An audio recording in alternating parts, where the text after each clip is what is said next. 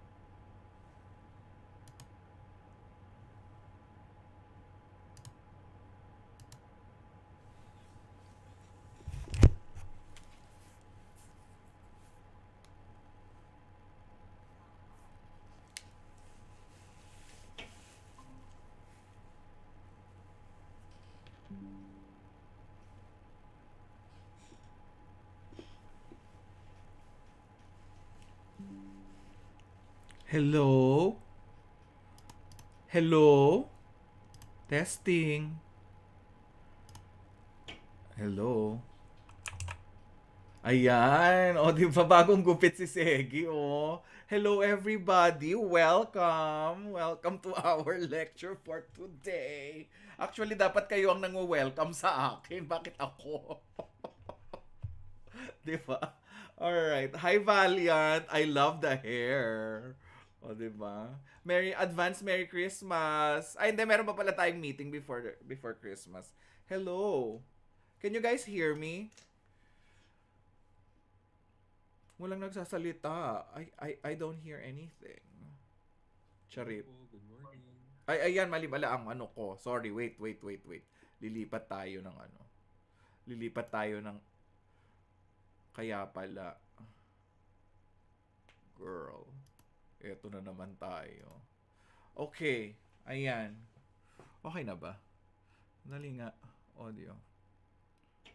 Okay. So, I think Moyo already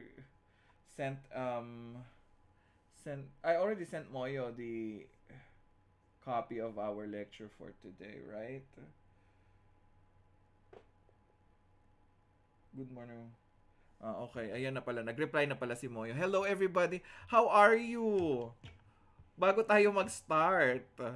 How are you? Feeling blessed and highly favored ba ang mga tao?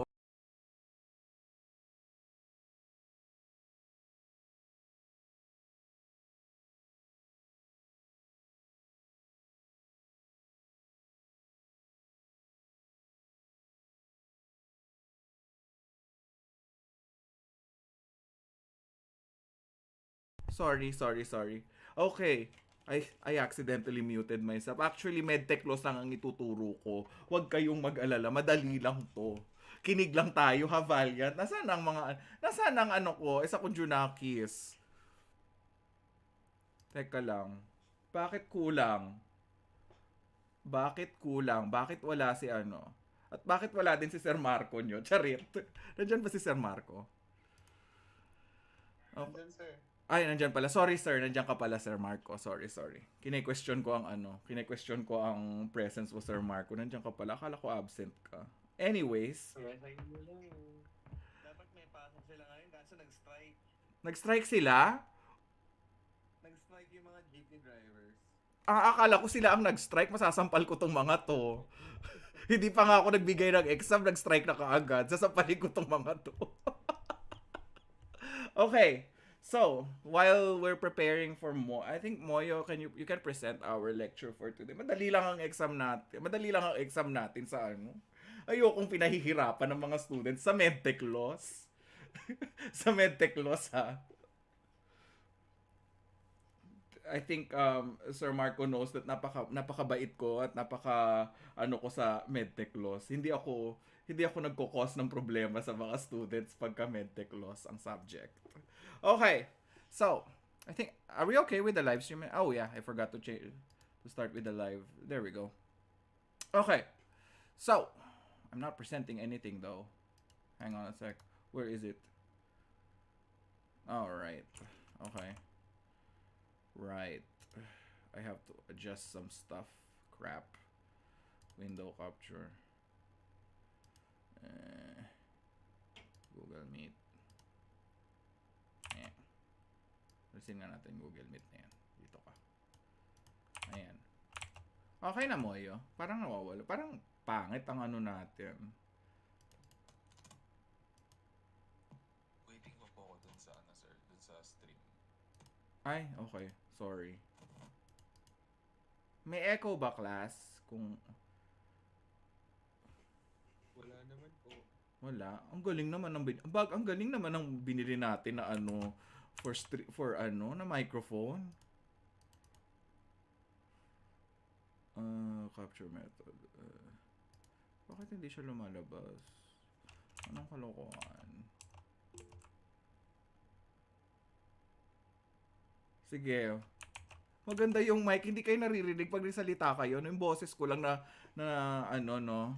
Try mo nga magsalita, Mark. Ano yun, sir? Ayan. May narinig ka? Wala, no?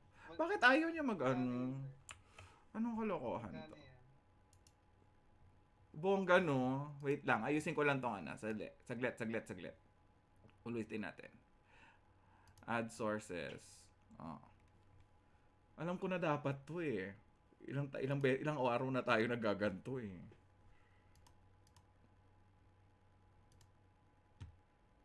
Window. Saan na yan?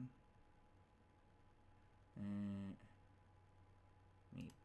There you go. Yay! Okay. Okay na tayo. Alright. Okay na, Maya. Alright. So, sino dito ang nagbukas ng medtech laws na libro nila today? This week? Be honest. Be honest, people. You can be honest. You can raise your hands. So, wala. Type ako in the chat kung nagbukas kayo ng libro ng medtech laws this week. This week lang. Nagbukas lang ba tayo dahil ano? Notes lang. Taray ni ano, wala. Sad face ang inopen niya. Okay. So, kailangan nating baguhin yan. Kasi pag mag-exam tayo, di ba? Mark Segi at saka Patrick, ha? Kailangan nating baguhin yan. Okay?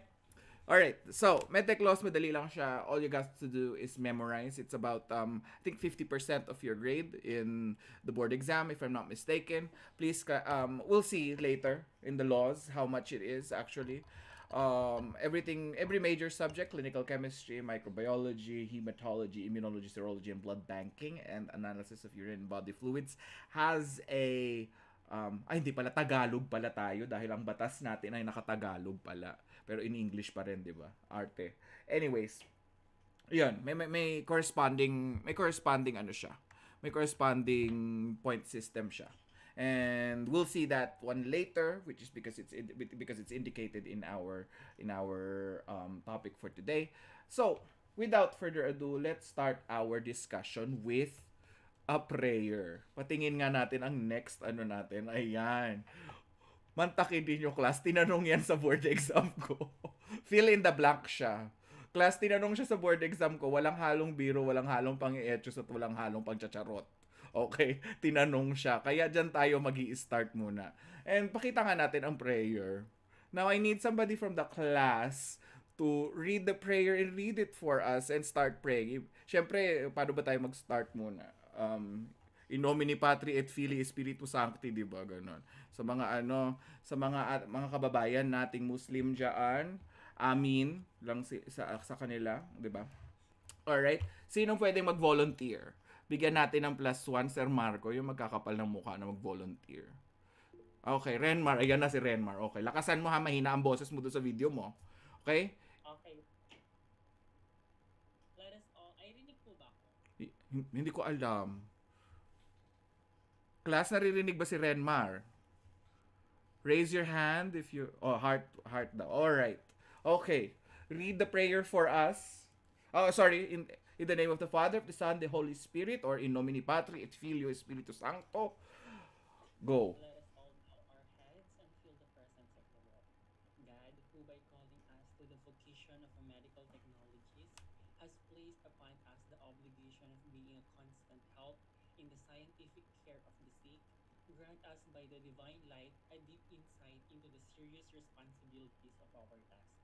By the divine wisdom, awaken in us a growing zeal and determination to increase our knowledge of how to search for the underlying causes of sickness and disease, how to recognize the evidence of physical changes, how to make important chemical analysis, and other valuable tests so helpful in caring for the sick.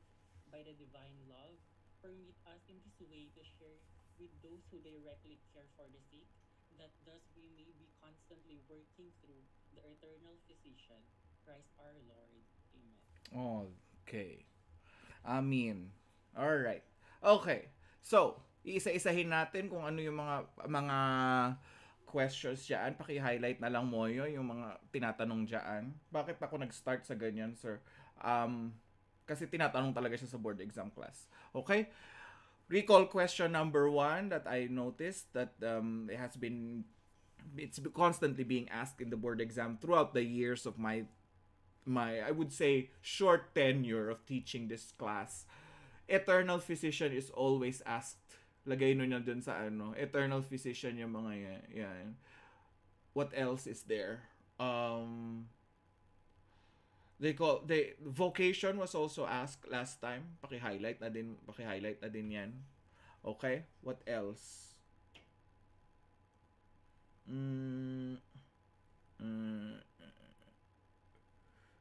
Nasaan na ba yun? Divine light din. Yan. Yan yung mga highlight nyo yan, class, ha? The word vocation, divine light, and the eternal physician. That's usually being asked in the board exam for RMTs. Okay? Clear? Clear tayo? Bakit dyan tayo nag-start? Kasi isa sa pinakamadali ninyong masasagot. Kung hindi nyo na masagot yan, patay kayo. Meron pa tayong another 50 items from histopathology. Kaya kailangan alam niyo yan. Yan yung parang mga leakages natin, class. Wag nyo kakalimutan yan. Oh yeah, I forgot. Growing zeal also. Yeah. That was also That was also one of the recall questions that was shared to us in the board exams, in the review centers. And would you believe it? It was asked when I took the board exam also. Okay, mine was divine wisdom and eternal physician.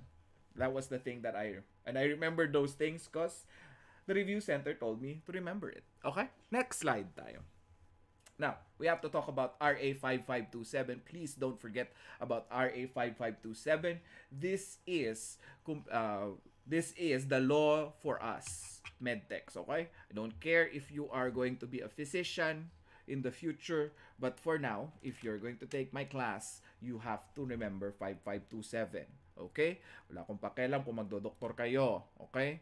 May magdodoktor sa inyo. I know once every class that I teach, there would be one or two or a handful of people who would take the physician's licensure exam. And would you believe it? They also have medical jurisprudence. Okay? So, this is just one part of medical jurisprudence. Okay? So please remember that one, especially for those people who want to take up pathology in the future. Now, what is RA 5527? It is also known as the Philippine Medical Technology Act of 1969. All right? Complete name for this one is an act requiring the registration of medical technologists, defining their practice and for other purposes. Diba? Napakakumpleto. Okay? Now, ano ang pwedeng itanong dyan sa board exam? Kung kailan, anong taon? Okay? When was it enacted? 1969. Wag niyo akong kakalimutan. Bakla ako. One of my favorite numbers is written there. Okay? Wag niyo na kakalimutan. Ngayon, hindi niyo na makakalimutan, di ba? Di ba? Ang Snapchat ko nandiyan. Okay? Makikita ninyo. Snapchat ko, paltan nyo lang yung email address ko. Lagay nyo 69. Okay? Hindi nyo na makakalimutan yan forever. Okay? Nakatanim na sa utak mo yan, Mel, ha? Nakatanim na yan sa utak mo, Moyo. Okay? Walang halong kalokohan. Ikaw talaga, Mark. Sige, pag may mga kalokohan, nakangisi ka lagi. Pag may halong kalokohan, nakangisi ka, active ka lagi. Okay? Alright. Alright. So, what else is going to be asked in the board exams? The complete one. The complete name. Okay? An act requiring the registration of medical technologists, defining their practice, and for other purposes. They might interchange certain words there. Okay? So, just remember that is the law as indicated in RA 5527. Okay? Alright, let's go to the next one. Class, may update. O, diba, after how many years ko na tinuro? Ilang beses ko na tinuro to, Sir Marco. Ngayon ko lang in-update tong lecture na to. O, diba? Sir Marco, may update. Which member of the current Senate has begun the process to amend RA 5527? Sige nga, sino ang active sa atin dyan sa, Sinong active sa atin dyan sa current affairs? Ayan, taray, si Chanilu. Alam ni Chanilu yan. Sige, go, Chanilu. Taray, akalain nyo yun si Bongo ang makakatulong sa atin, class. Akalain nyo yun. Class, akalain nyo yun si Bongo ang makakatulong sa atin as medtechs. Si Senator Bongo sa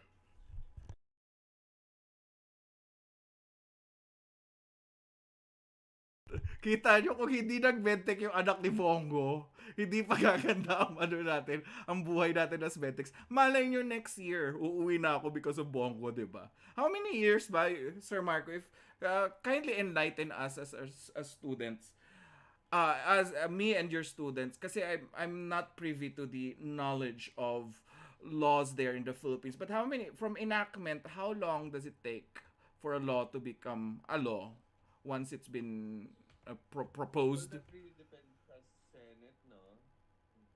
Normally, it can take up to, well, depending sa Senate, 5 to 10 years. Oh gosh. Okay. So never mind. I'd probably be dead by then. Especially with my unhealthy lifestyle, I'd probably be dead by then. But anyways, thank you to Senator Bongo. May priority list sila eh. So, depende kung nasa sa priority list tong RA 5527. Mas sa bagay, yeah. Anyways, thank you so much. Oh, yeah, I forgot to mention also if you're talking about rushing laws, the president of the Philippines can create one, right? Can create one. This is known as a presidential decree. It can bypass the Senate and Congress, right? It can such as the one for COVID, right? So a lot of stuff a lot of stuff could have prevented COVID had there been an early presidential decree regarding the matter. But anyways, let's forget about that and let's continue on with what is going to be asked by to our students, di ba? Akalain niyo si Senator Bongo. Hindi ko akalain si Senator Bongo ang expected ko si Robin Padilla. Charing. Charing lang, class. Charing lang, class. I am a shady woman. I am a shady Christian woman. I'm sorry. Alright.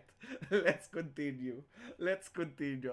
Enough about enough about my personal gripes about the Philippine government, and let's continue with what is in front of us, which is academia. Alright. What is RA 6138? My God, sino makakasagot niya? Napakadali niyan. Sige.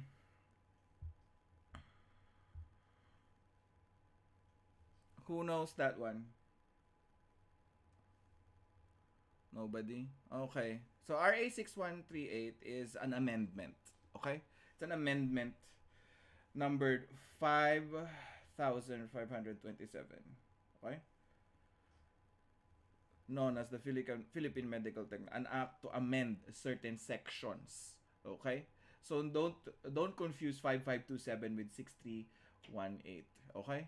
That's the complete name of the law, by the way. All right.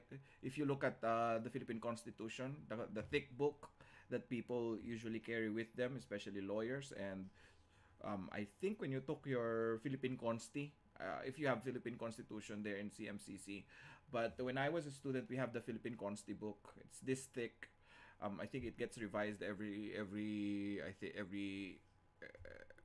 president or whomever is in office. But anyways, that is the name for the law 6138. It's an amendment. Now, we need to talk about what is being amended, of course, right? There are several things that were amended, and there's three. Okay? Sections 8, 31, 70. And this was promulgated 16, 16, 21 and 22. I'm sorry. The law was amended. The law was enacted, or the amendment was enacted, and 8/31/70. What's 8? August 31, 1970. Okay? Pinadali ko lang buhay ninyo. Okay? So sections 16, 21, and 22 was amended. We'll talk about each and every section later. I just want you guys to remember the things that were amended. Because sometimes they're just going to ask, the examiners could ask you a question. Malay nyo, tinamaan sila ng kulog. Which of the following sections were amended by 6138? Diba? Which of the following, right? Okay? So, sections that were amended by 49, another amendment, PD 4968. Okay, I think this is the one that is currently being used for now. Okay, this one was enacted in 628 1974. It enacted a lot of sections. Actually, it amended majority of the sections. By the way, how many sections are there in RA 5527, the original one, the non-amended, unabridged version? That is also another question for PAMIT students. Andrea. 32 po. 32, yes, di ba? That is also another question. Okay? So, from sections 2 4 how do I teach my students how to remember this? 2 4 3 2 3 4 6 7 8 9 10. Okay. Oh my gosh, it's hard to remember, class. I'd have to be witty. Let's talk about that when we go on break later, okay? I'll have to rummage through my notes to give you guys a mnemonic. I remember I had the mnemonic for this one. Okay? We'll come back to that one later. Alright, now, let's move on to the next amendment. Amendment 1534. I know there's a lot of numbers, no? Remember class, kakagaling lang natin ng HEMA at saka ng ano, no? At saka ng immuno. Ang daming numbers na kailangan i-memorize. Basta wag niyo kakalimutan yung function ni interleukin 3 ha, at saka ni interleukin 5. Magkakamatayan tayo. Magkamatayan lang tayo. Wag niyo kakalimutan yung interleukin 3 and interleukin 5. Sige yung ano. Okay? Yun yung baka mamaya yung 1 point ay yun yung magkakos ng ikababagsak ninyo dahil nakalimutan nyo si interleukin 3 at saka interleukin 5. Okay? So please be mindful of 1534. Okay, this is another one that has amended 3 sections, and it was promulgated at around on June 6th on June, sorry, March, April, May, June 11th, 1978. Okay? So, amendments happened. I just want you guys to remember, amendments happen every 4 years. Started with 1970, 1974, and 1978. Diba, class? Every 4 years. Nakikita nyo, every 4 years ang amendment niya. But because it was a dictatorship, we couldn't know. But during that time, it was a dictatorship, or it was there was a problem with, Marcos Sr. All right. So I couldn't say who's the I would say the only president at that time would be Marcos Sr. All right. So sections that was amended 3, 8, and 13. Okay. Now we're going to talk about the nitty-gritty. Everything that you need to know is in this particular slide. Let's go. Okay. Let's go again. The 32 sections. Okay? 32 sections. What happened? Bakit puro ano? Puro definition of terms tsaka compensation? Saglit lang. Saglit lang. Ano nangyari dyan? Bakit ganyan yan? Hang on. Paltan ko ba? Wait lang. Tingnan ko nga kung yan din ba yung original. Sandali. Alam ko pinapaltan ko na yan sa secretary ko dati. Hindi pala niya pinaltan yan. Sandali. Tingnan ko muna yung original ko. Kasi pinaltan ko yung bongo eh. Dinagdag ko yung bongo. Hindi ko pala tiningnan yan. Dali. Okay.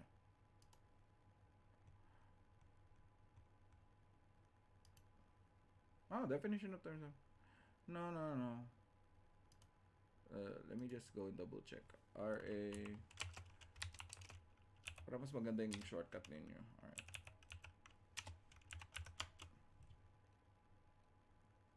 Anyways, we'll correct that one later. But just so you know, this is everything that you need to remember. It's all here.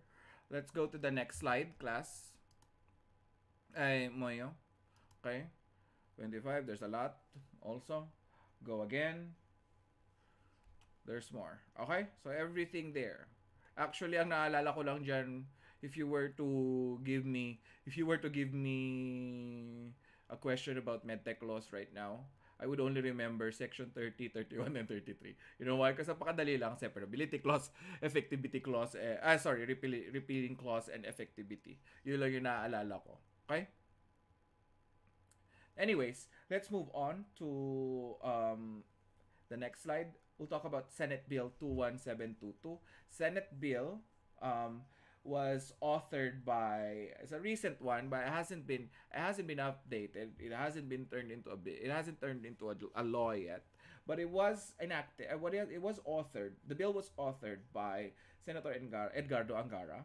Okay, on February 28, 2011, and what happened was that May and November are the months for the board exam. The only thing that it changed was the months of May and November will be for medtech board exams, and the ones for the original one for September is for the phlebotomy board exams. Unfortunately, this hasn't come into enactment yet, but it was once upon a time in the board exams. This one was asked. How was it asked? You might ask me. How was the question phrased? Senate Bill 2722 was enacted by which senator? That was the question. On another board exam from another batch, they asked this one. In Senate Bill 2722, May and November, which of the following months would be the new or the amended the amended medtech board exams. Those were the questions from previous board exams. Okay? And I'm reading it off of combination of different review centers. Okay? ACTS review centers. I think Lemar has also shared this one. I'm not sure if you're familiar with the review centers yet, but you will meet them soon unless you are a super genius and you remember everything that I say here. Okay? Or you have an eidetic memory. Okay? That is what usually it was shared by it was shared to everybody else. Okay? Sir, bakit may phlebotomy board exams pala, sir? Yes. Meron pala. Merong proposal. Okay?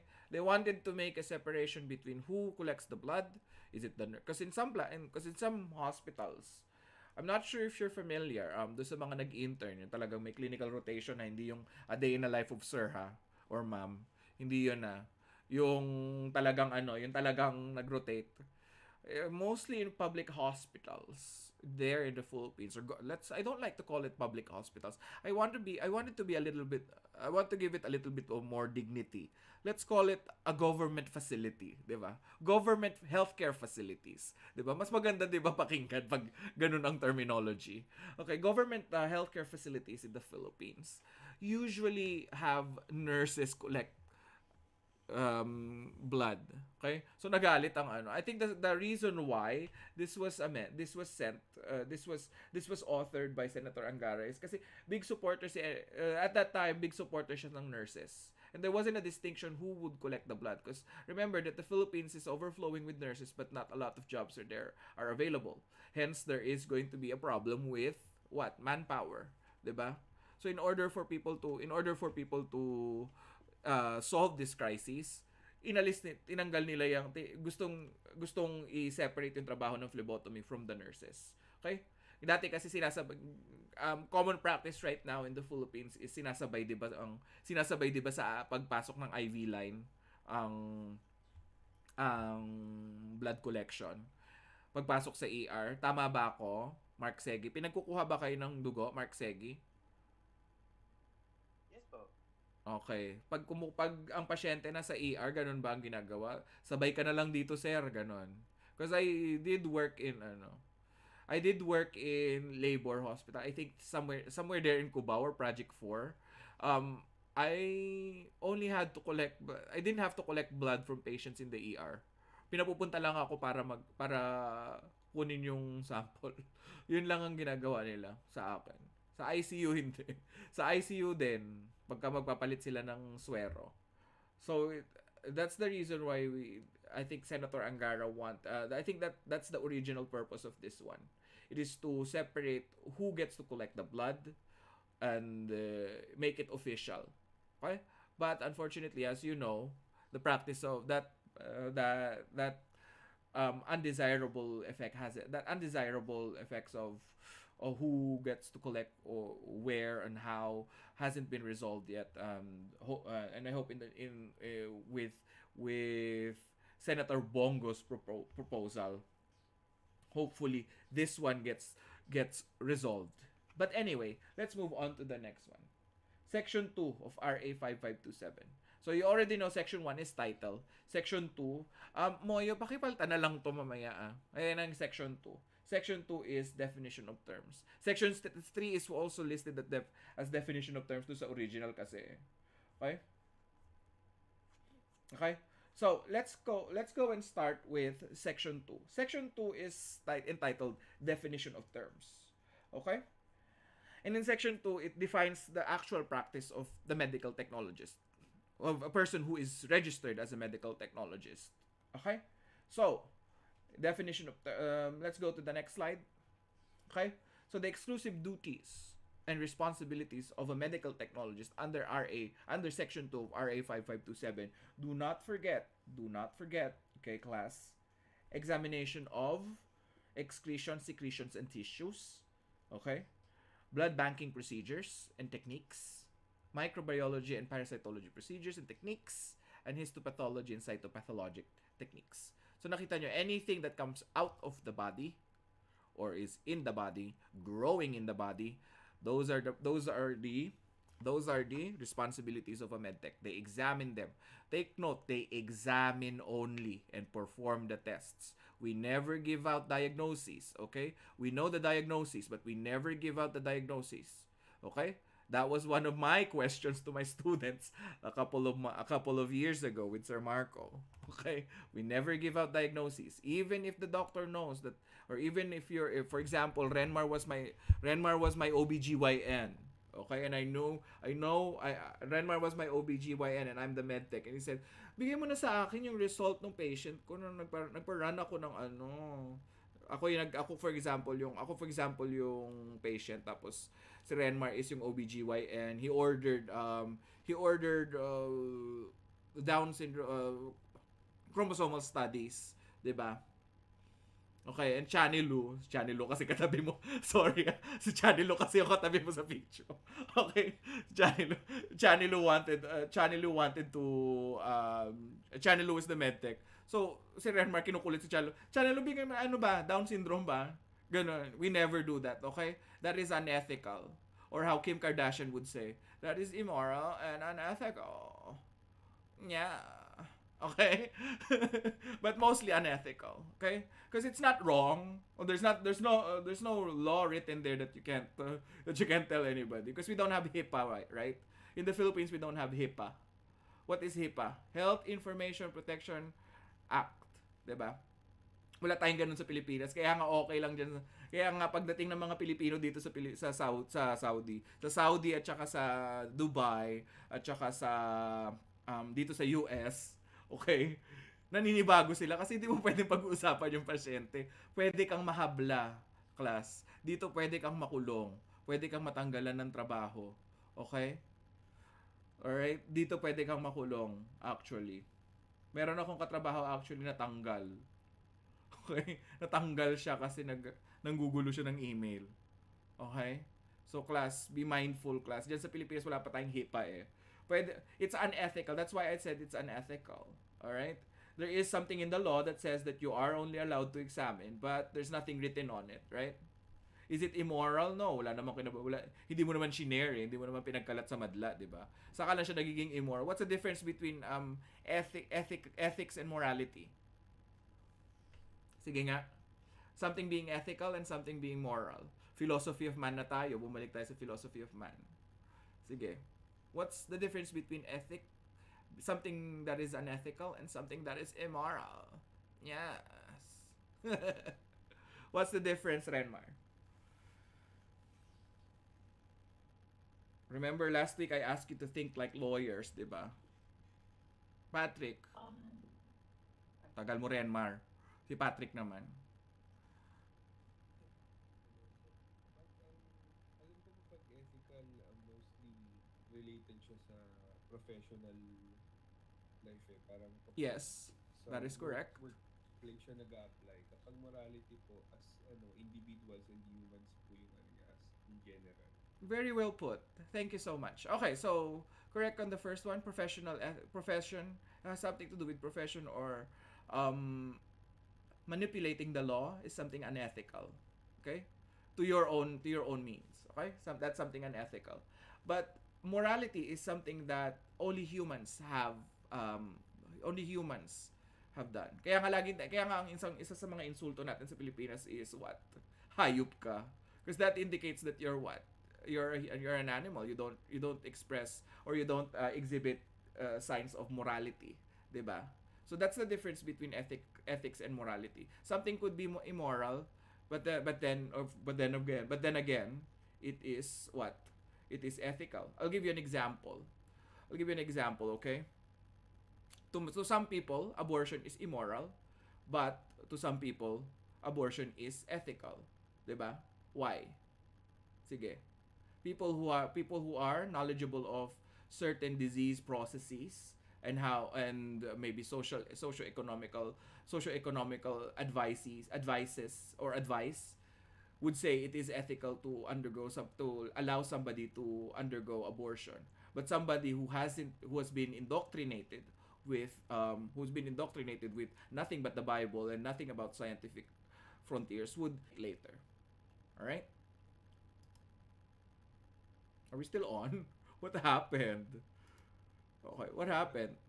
Did I suddenly disappear? Medyo was I too serious with my discussion? Anyways, let's continue.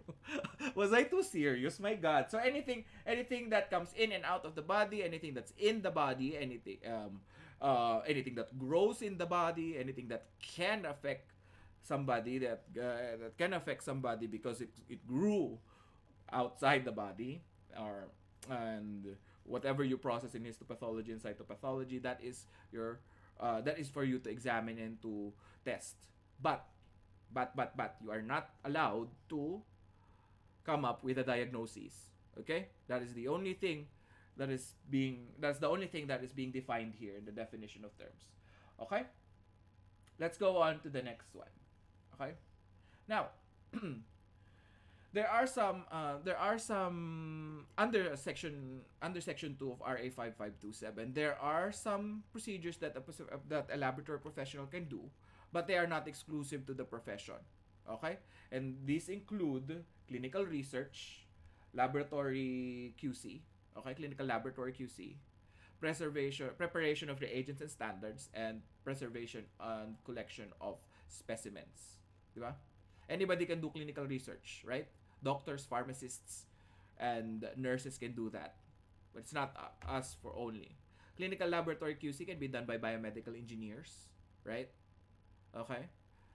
Preparation of reagents can be done by what? Anybody who has been registered to perform what? To perform chemistry, right? What else? Chemical engineers usually do work in relation to preparation of reagents and preparation of standards. Okay?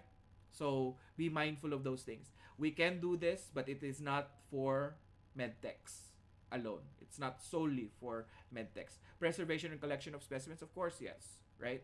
Police officers can collect and preserve specimens, right? That's the reason why we have forensics for criminology, and that's the reason why criminologists have a separate board exam of their own, diba?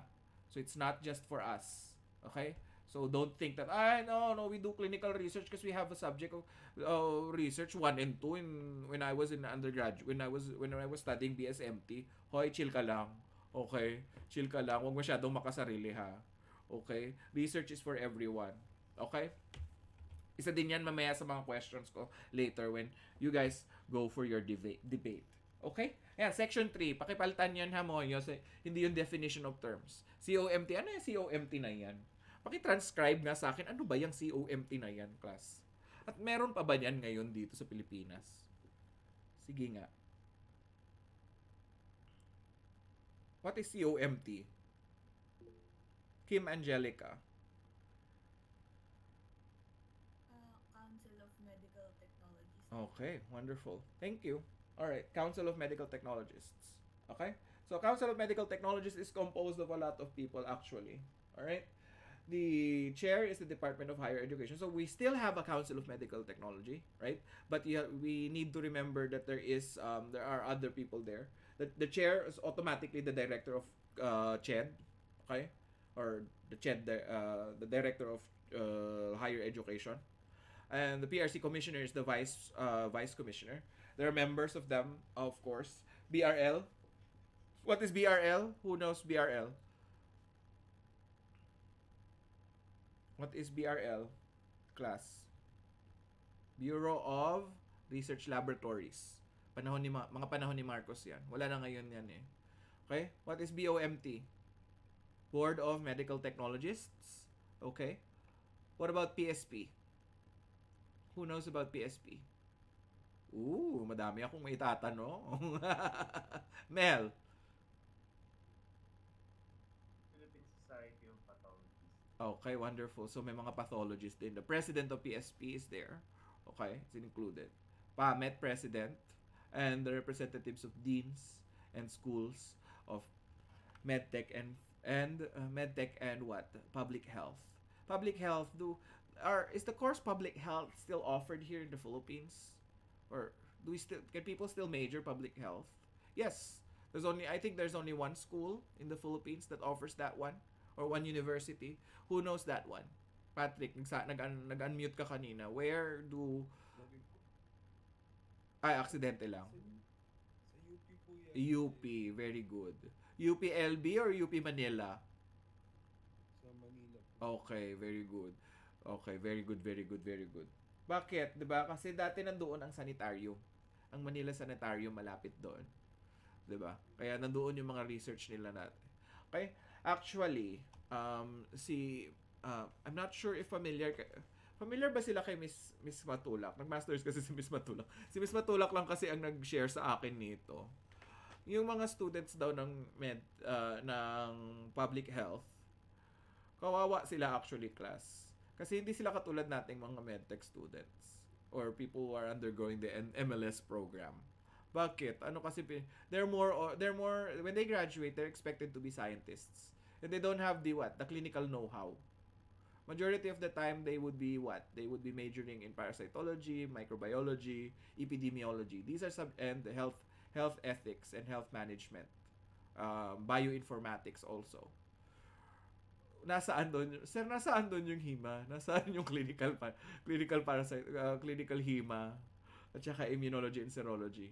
Will they take that up in their in their first year and second years?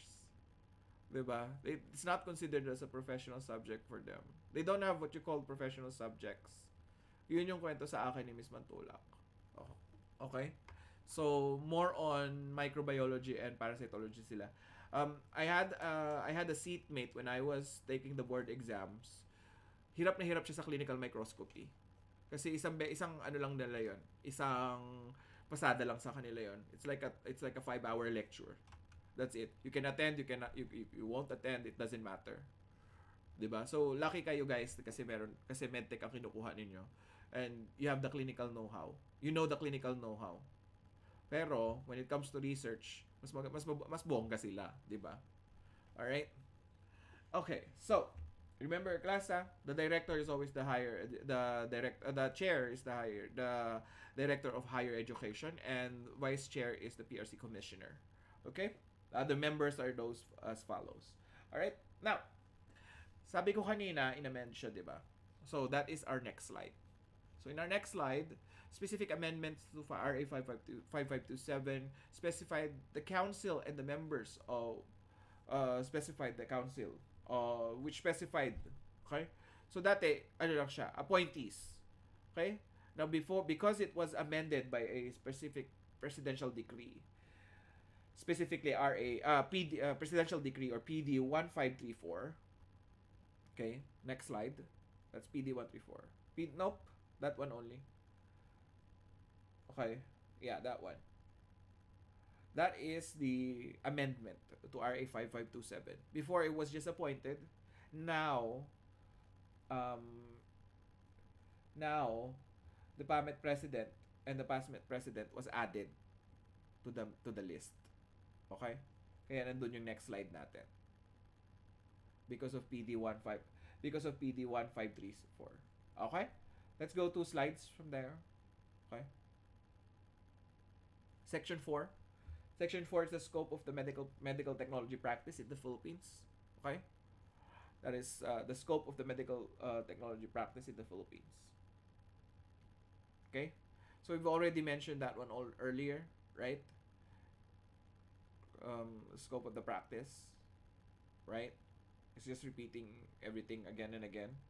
Let's go to the next one, section 5, the functions of the COMT. So what's the function of the COMT? They're more related to education. The board is more on the board exams. The COMT is more on the curriculum, what is going to be taken up. That's why the director or the chair of the Council of Medical Technology is the one that the chair of the council is the director of higher education.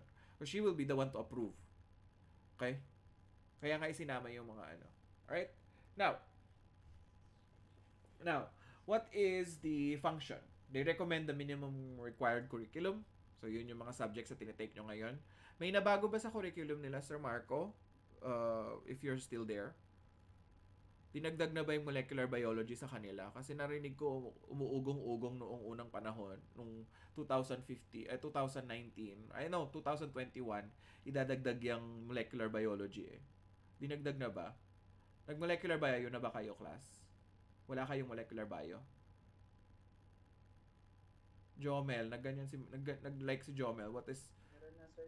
meron na kayong molecular biology? So nabago nung time namin wala. Meron po. Kasama lang yan sa cytogenetics. Okay? So nakita nyo, nagbago na siya. Okay? So nakikita niyo to determine medtech students, approve medical technology schools, 'di ba? And recommend and formulate a refresher course for those who have failed the exam 3 times. Okay? So sila yung mga namimili ng mga schools. So sa Luzon, because we're in Luzon, I'm not gonna talk about the schools in Visayas because I think everybody here in CMMC is in Luzon. Where can you take the refresher course in the Philippines? In Luzon. There's only one school that offers a refresher course. Mel. Ang alam ko po, sir, sa Philippine Women's University. Nope. That is in CEU. Menjola. CEU Menjola. Philippine Women's University is actually the first, maybe kaya ka nalito siguro, that was the first school to offer masters in medical technology. Okay? Alright, so I could be wrong right now. I could be wrong. I'd Google it later because I haven't been in the Philippines for 6 years, so I might be wrong. So let's hold that for now. Let's hold on. I wouldn't say nope. I would say maybe kasi baka nagbago na kala. Oo nga naman, hindi na pala ako umuwi ng Pilipinas for 6 years. Oo nga naman. Baka mamaya nagmamagaling ako dito, hindi na pala doon sa CEU. So CEU Menjola in in the previous board exams. It was asked in the previous board exams also. Just so you know, class. Okay? So, under section 6, let's go to the next slide. So under section 6 of RA 5527, the minimum course required to be a medical technologist is a 4-year course with a 12-month internship. Okay? Right now, I think you guys have a separate type, a different kind of curriculum, right? How many years would you be taking the internship? Because there's 2 types of internships right now. I want to know. I want to be updated also. Give me shed some light to your curriculum nga. Internship, in terms of internship, Mel. Paano ba kayo mag-intern ngayon? Ano, sir? Describe to me what's the internship curriculum like? Is it still 12 months in the hospital or Bali, sir, 6 months sa isang hospital, tapos another 6 months. okay, because last year I think it was I think this was Mark Segi's class. They have internship classes, but it's more on, I'm not sure, Mark Segi, if this was your class or it was Adrian's class 2 years ago, but it was last year. I remember it was last year. I got confused because 6 months internship po kami, sir, sa sa computer lang kami because of the pandemic. I know there's some restrictions, sabi nila. Yung a day in the life of sir nga, kaya nga niloloko ko kayo kasi parang nanonood ka lang ng vlog whilst you're being an intern. Is that did you partake in that type of internship, Mark Segi? Did you participate in that type of internship, yung 6 months with the day in the life of sir and then the other one is with the hospital? Di ba? Ayun, kayo nga yun. So see, 'di ba? 'Di ba, class? Ang saya-saya. Sana ganun na lang din ako. Ayoko kaya nagkukuha ng dugo sa pasyente. Ew. Charet. Ayoko kaya noon dati. Talagang nung estudyante ako, iniiwasan ko talaga yung kumuha ng dugo kasi ang baho kaya ng amoy ng mga pasyente. Charet. Char lang.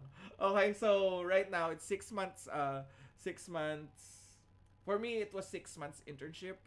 Was lucky actually. For some people they after my batch, they proceeded with the 12-month internship. So it's a 4-year course with a 12-month internship. Okay, class? Don't forget about that one.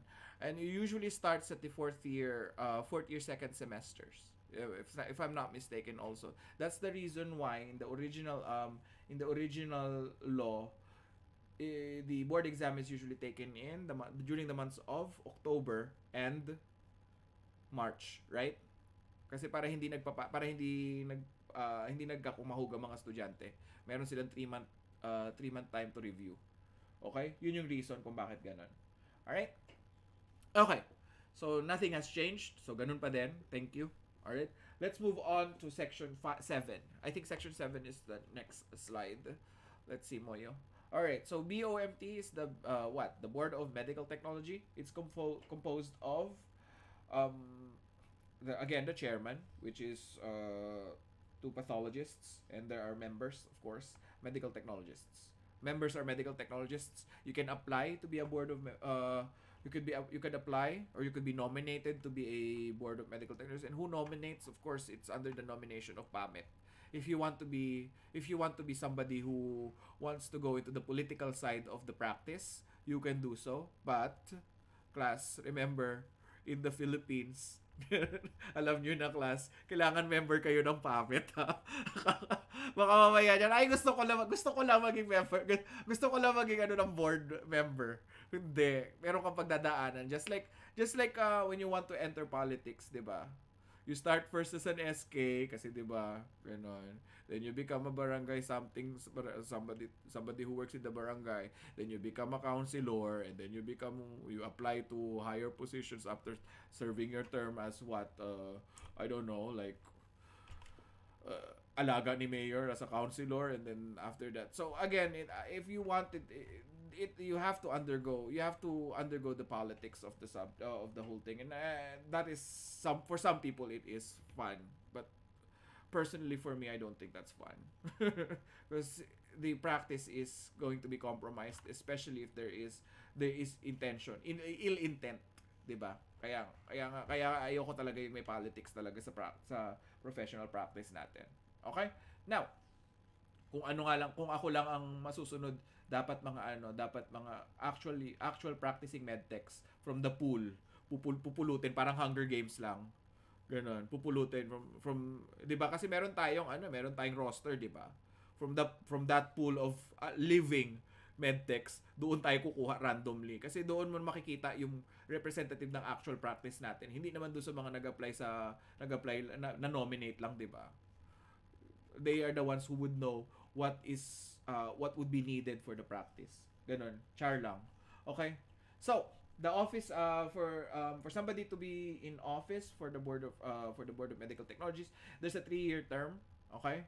And again, this is appointed by of course the president of the Philippines. Kaya nga sabi ko sa inyo, 'di ba, it has something to do with nepotism. If you're not politically strong, or your political ties are not as strong as your contenders, hindi ka pwede, for example, kaka-graduate lang ni Mel, nagtrabaho siya for 5 years, 'di ba Mel?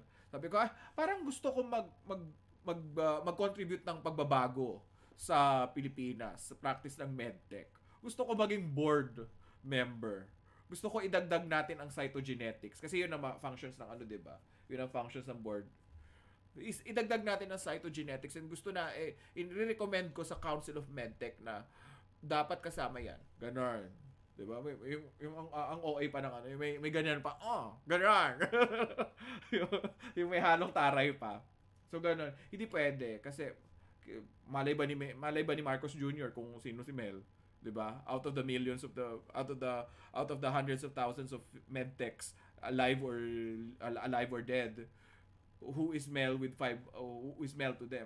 him if he is not from a family who is well known in the medtech community, 'di ba? So yun yung reason kung bakit it has to be appointed by somebody. And again, politics is something that I don't like to talk about. I like to shade politicians but not talk about politics per se. Okay? Now, who are the current board members of medical technology? I think this is old. Na. So let's skip this one.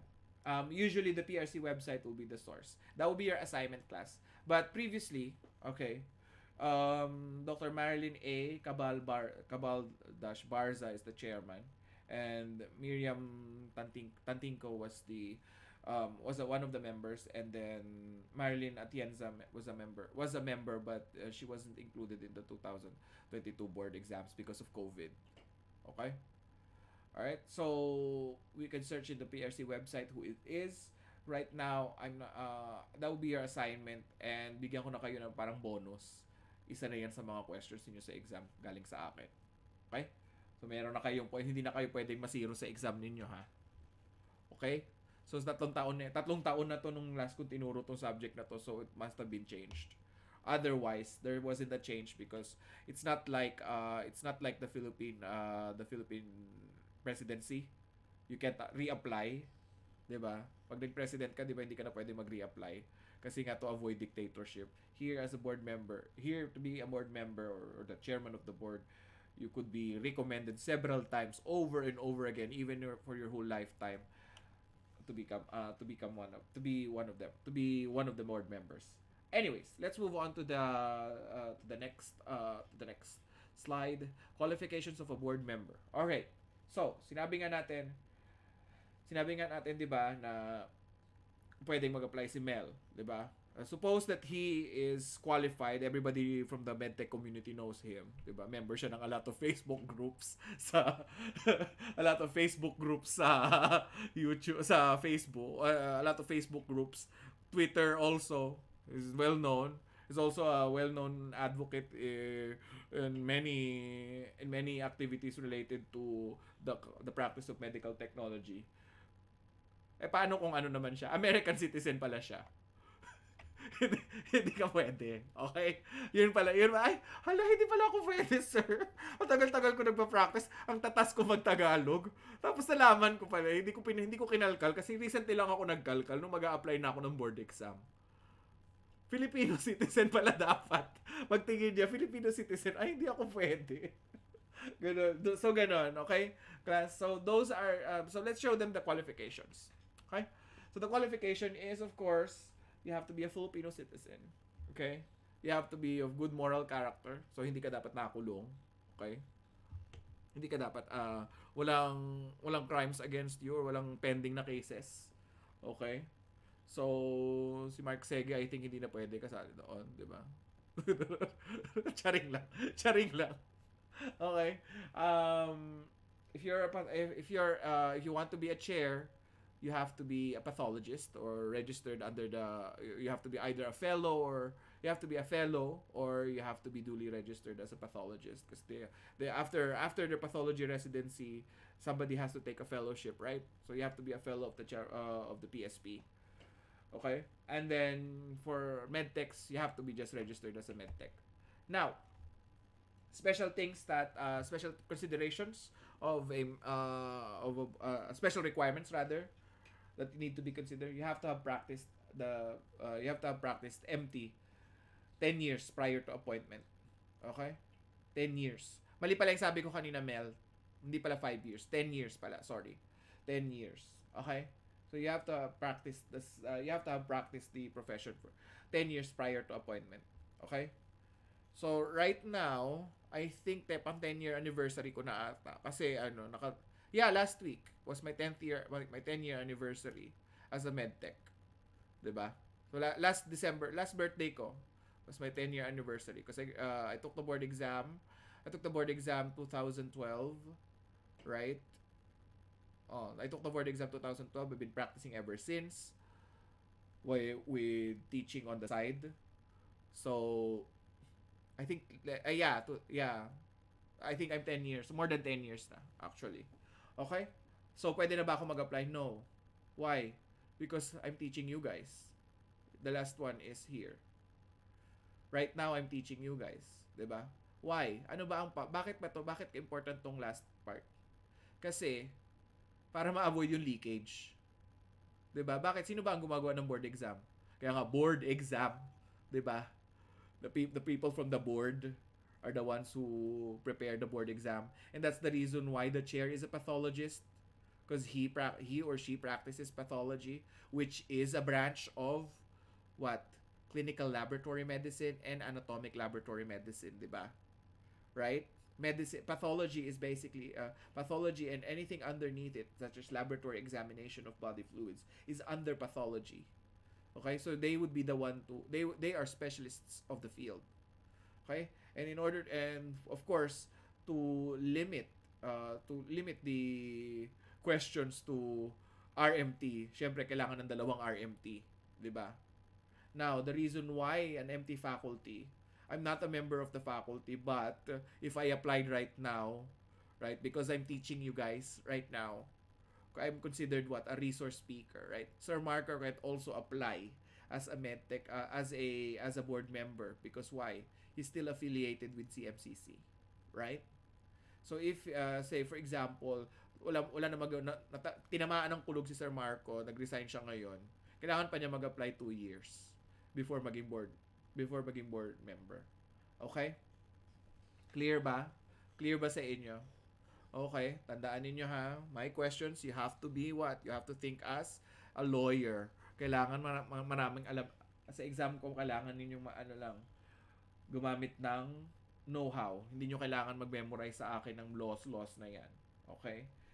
Except dun sa mga amendments kasi yun yung mga tinatanong sa board exam. Anyways, let's talk about section 9. Section 9 talks about the executive officer of the board. Who is the current executive officer of the board? That is the PRC commissioner, right? So the PRC commissioner. Right now, I think this changed also, but no, it's 2023, so he's still the same guy, unless of course something bad happened to him. Let me double check. Let me double check first. Right now, as of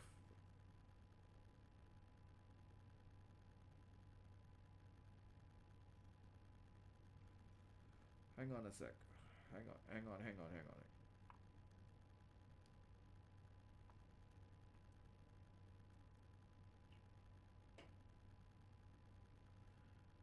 PRC commissioner.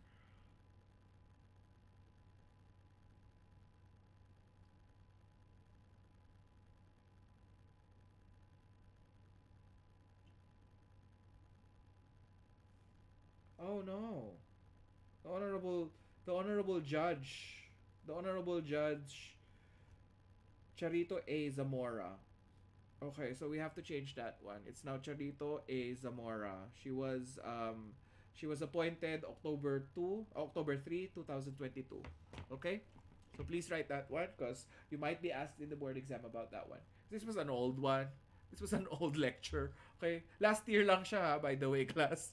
Last year ko lang yan in-update. Diyos ko, yung bongo na i-update ko pero yung PRC commissioner hindi ko na-update. Sorry naman, class. Masyado ako na-excite kay bongo. Diba? Hindi ko akalain talaga si bongo. Ang ine-expect ko talaga si Robin Padilla ang mag-aahon sa ating mga medtech. Anyways, let's talk about the next slide. Okay. So, functions of the Board of Medical Technology. Okay. The Board of Medical Technology administers the provision of RA 5527. Okay, so let's show them that. They administer the oath taking. That's why you take the oath in front of the PRC commissioner as well as the members of the board. You issue. They also suspend, issue, or revoke the COR. What is the COR? Certificate of Registration. All right, that's something that will be given to you once you pass the board exams. Okay. And they investigate violations to RA 5527. Okay? So, ano ba yung mga violations na yan? Bigyan ko kayo ng example. Violations under medtech, under any investigation. Say for example, Renmar and Andrea, kasi kayo yung magkatabi eh. Okay. Renmar and Andrea are both working in the laboratory. Renmar din passes board exams kasi hindi siya nakinig sa akin. Kaya nga, anak, kinig ka ha. Ayoko mabigyan ka ng suki card, ha? Andrea passed her board exam. She's a registered RMT. Okay? Renmar pasted this picture in front of the on top of the previous medtech who just resigned. Let's say Mel resigned already there. He went to greener pastures and took psychology instead kasi na-toxic na siya sa laboratory. He took like greener pastures. He took psychology instead. And he resigned working in the lab. Right? So si Renmar, sabi niya, hala, merong ano bukas, merong PhilHealth inspection bukas. Hala, wala akong ano, pero nagre-release ako ng result dito, nakalagay Renmar Canlas RMT. Pero hindi naman ako RMT, lab assistant lang ako dito. Paano yun? Ganon. Eh, syempre, Andrea being the chief medtech, pinayagan. Diba? Andrea being the chief medtech, pinayagan niya. Sabi niya, itapal mo na lang yung picture mo dyan, tapos palitan natin yung ID mo. Dominic Bernal na lang lagay natin yun. Tapal natin yan. Suotin mo yung old lab coat ni pagdating ng PhilHealth. Ako, maldita ako, chismosa at marites. Okay? Wala namang dapat makakaalam. Ilang taon na palang ginagawa ni Renmar yun, di ba? Wala namang dapat makakaalam. Medtech din ako sa isang laboratory na yon. Nalaman ko mas mataas ang sweldo ni Renmar. Nalaman ko na ang sweldo ni Renmar is 9,000, ako 5,000 lang. 'Di ba? RMT ako. Syempre chismosa ako, nagigigil ako. Kumukulo ang dugo ko pag nakikita ko pagmumukha ni Renmar everyday. Nagsumbong ako sa PRC. Sabi ni PRC, punta ka sa BOMT. So sila 'yon. Ano ang gagawin? Sino ang may sala sa tingin nyo? Sino sa tingin nyo ang may sala? Si Mel ba na pinatungan yung ano? Si Andrea na chief medtech na pinayagan? Si Renmar na pinatong yung picture niya tapos ginamit yung pangalan ni Dominic? Ni Mel Dominic Bernal na lab coat? Sino sa tingin nyo ang may sala? Sige. By the way, ang designation ni Renmar is what? Is lab assistant, okay? Lab assistant. Sino ang may sala, class? Sige, pa-survey natin ulit. Ayan na si Mark Sege, ayan o. Pakitaan mo sila Mark Sege ng pagiging lawyer mo. Sige. Palakpak naman, Patrick. Oh, go. Andrea at saka si Renmar. So yes, you are correct. 'Di ba? Renmar would be what? Would be charged with identity theft, but he wouldn't be charged with what? Malpractice. Kanino ang malpractice? Kay Andrea. Kasi pinayagan niya.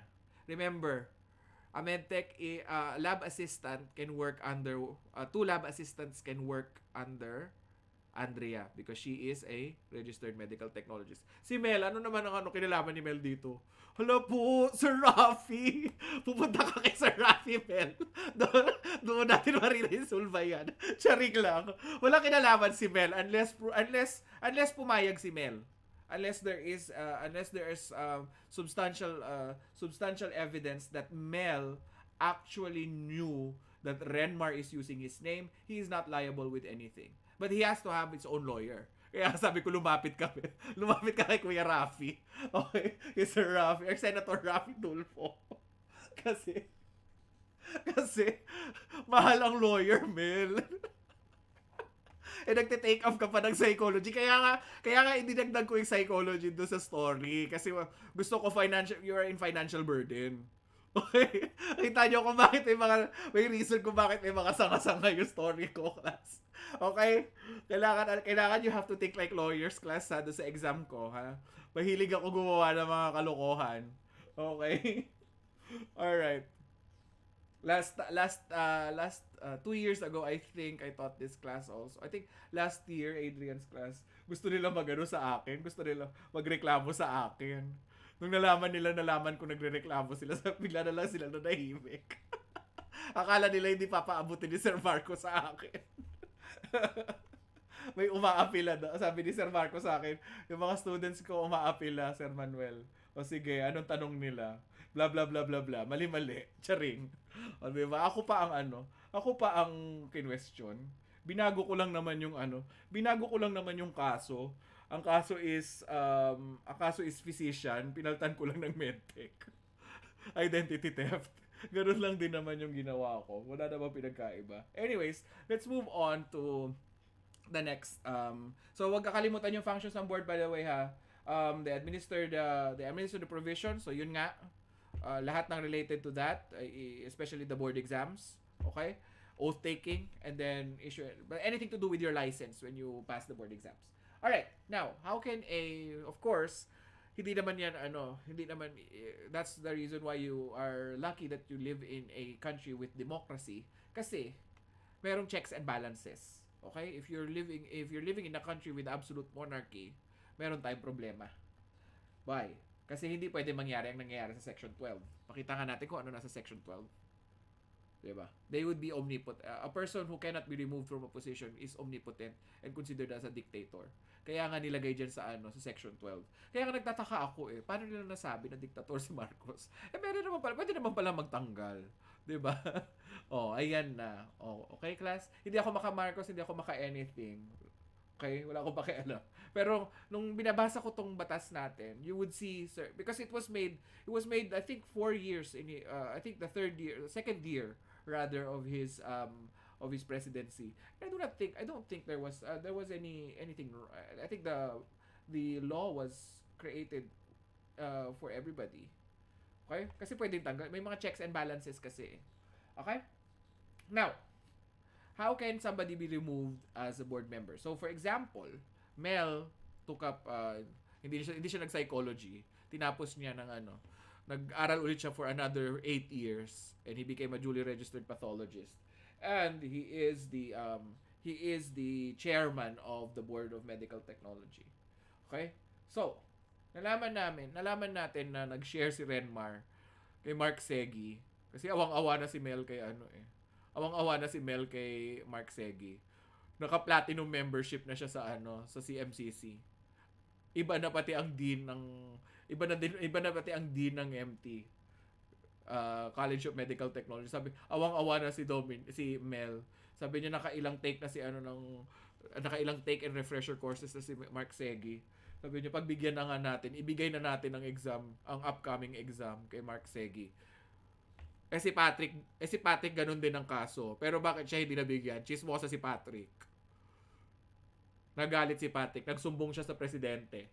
O nagsumbong siya sa kinaukulan. Sabihin na natin kay Raffy Tulfo. Sige. Sabihin na natin kay Ami Perez. Face to face. Nag-face to face sila. Nalaman tuloy ni Marcos Jr. Nalaman ni Marcos Jr. na merong malpractice. 'Di ba? Ay, bawal yan, Mel. Hindi yan pwede yung ginagawa mo. Sinabi ni Ami Perez na host ng Face to Face, i-recommend ko to dun sa office ni President Marcos Jr. So, the only person who can remove somebody is what? That is considered as what? Neglect of duty.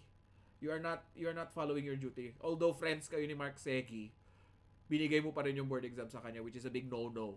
Okay? That is unethical. Diba? That is unethical. Alright? Okay? That is going beyond the bounds of your duty or breaking the lines of your duty, Mel. Okay?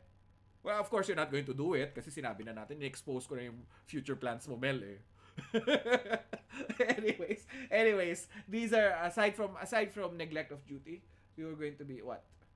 Malpractice, immoral conduct. Anong immoral conduct? I'll give you an example of immoral conduct. Do you remember the scandal of Dr. Haydenko? Yes, that is considered immoral conduct. Ay, Renmar ha. Tumigil ka. I know. Girl. But, let's continue with the study. Okay? So, because of that, the Philippines, madaming nagagalit. Ano naman kinalaman sa lisensya at pagpapractice, blah, blah, blah, blah, blah, blah, blah, blah, blah. Madaming ganun, di ba? Madaming nag-comment nun sa sa social media nung time na yon. And I was like, nag-aaral ako ng medtech laws nun. So, pakialamera ako. Tiningnan ko din ang practice ng medisina. Ang physician pala, pwedeng tanggalan ng lisensya kapag or suspindihin ng lisensya kapag nagkakaroon ng immoral conduct. And since first time lang naman ni Hayden ko, sinuspend lang. 'Di ba? So, the Board of Physicians, I think the Board of Medicine in the Philippines did that. Carla, Estrada na bagong host ng FTF. Ay, sorry. Hindi ko alam. Sorry, ang tagal. Akala ko kung ano yun. bro, bro, doon na-distract ako. Loka-loka. Akala ko kung ano. Okay, so yun, immoral conduct. So for example, balik tayo kay Mel. Okay, balik tayo kay Mel. Naloka si Mel. Ayaw na niya ng ayaw na niya ng trabaho niya. Eh, hindi siya pinatatanggal. Ayaw siyang bitawan ni Marcos Jr. Okay? Because you can resign but under the approval of the president pa rin yan eh. Naghubad na lang si Mel sa gitna ng EDSA, naglakad siya doon. Na-videohan, naging viral sa social media. Inimbestigahan ng Blue Ribbon Committee sa Senado. Mel, bakit ka tumakbo? Nang nakahubad. So nalaman doon na ganyan-ganyan gusto mo na mag-resign, blah blah blah. So immoral conduct. So sino ang mag-iimbestiga? So sino mag-iimbestiga ulit? The Board of Medical Technology, di ba? Okay? E paano 'yon? Member ng board si ano. Okay? So mag-a-appoint na si Marcos Jr. ng bagong president noon. Clear? Clear, guys? Now, the only reason why it would go to the Senate Blue Ribbon Committee, if that makes sense to you guys, is because they want to know what happened. Okay? And so that they could make a recommendation to the President of the Philippines. Nakita nyo kung paano gumagalaw ang batas sa Pilipinas. So, iniimbestigahan, tiningnan kung ano nangyari. Sige, sabi ni Marcos Jr., sige na nga, naluluka na si Mel. Sige. Approve na natin yung resignation niya. Okay? So, ganon. Okay? Or, you can be removed by the Philippine President. Okay? Anyways, let's move on to the next one. Lucky number 13. Accreditation of medtech schools and training laboratories. For medtech school, who accredits medtech schools and who accredits training laboratories? Ano ba yung medtech schools and training laboratories? Medtech schools, yan yun, CMCC. Look at logos in your uniforms, you'll see it. Okay? What about the training laboratories? Ano yung training laboratories? Sila yung nagpa-facilitate ng what? Training of internships, at saka ano pa? Yung mga HIV proficiency na yan, di ba? Ano pa? Blood smear, kemerut na yan. Ano pa? Microbiology training ng RITM, 'di ba? Yung mga ganon. What else? Postgraduate externship with certificate ng UP, which I don't have any of those, by the way, class, but I'm still working here. And nobody asked me about those when I was being interviewed. Sabi niya, lagay ka na natin dyan sa microbiology. Walang ganon. Diba? I didn't have any of those, to be honest with you guys. Actually, I'll tell you a story, kaya natatawa ako sa practice ng medtech dyan sa Pilipinas. By law, you're allowed to practice those things that we've discussed. 6 sections of the laboratory, right? By law, you are allowed. That is within the reach of your practice. But, institutions won't allow you to perform certain tests unless you are trained with these particular tests. Like, for example, HIV, right? Bacteriology, di ba? Which is quite a conundrum, especially right now that the manpower for medtechs is extremely depleting. Right now, lumalayas ang mga medtech sa Pilipinas, di ba? Napapansin nyo. Kaya nga, di ba, hinarang kami. Buti na lang nasa Saudi ako. Nakalusot ako. Hinaharang kami ngayon. Merong application ngayon ang PAMET ng Texas, PAMET chapter ng Texas, na sabi, bakit yung pinipigilan ng mga medtech? That is unlawful, 'di ba? So ang ginawa nila, naglagay sila ng another para makalusot sa loophole na unlawful kasi daw ganon. So hinarangan nila, naglagay sila ng OEC requirement. O, 'di ba? Nakalusot ako doon, class. 'Di ba ganon?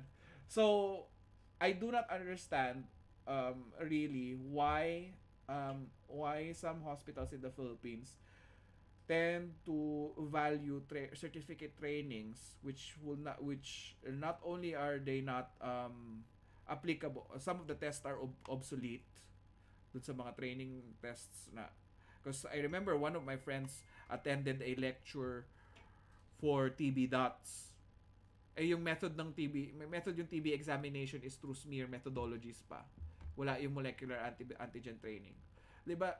Doesn't it make sense to train somebody with the latest technologies so that they can practice a certain, I don't know, it's also confusing with me. But anyways, section 3, training laboratories are with the Bureau of Research Labs, and the accreditation of medtech schools are of course headed by the CHED. Okay? So yon. So makikita nyo yung realities pag graduate in your class. And I think right now do sa mga nag-interns, madaming mga nagagalit na mga na maririnig nyo yung ano, malay nyo meron tayong student dito in the future would forego the practice and become a politician. Please class, spread the word. You don't need those fancy certificates to do a specific test. All you need is training in-house. Okay? All right? So yun. Okay, all you need is training in-house. Yun. Masyadong tawag doon, magpapagraduate nga tayo ng medtech, may PAMET scholars tayo, pero still, yung ibang tao, hindi pa din pwede makapag-practice on certain sections of the laboratory because they don't have training. I don't understand it because I remember the story, I remember this when I first came to Saudi Arabia, working in Saudi Arabia. The first result that I resulted was HIV confirmatory test. By the way, class. HIV confirmatory. No trainings at all.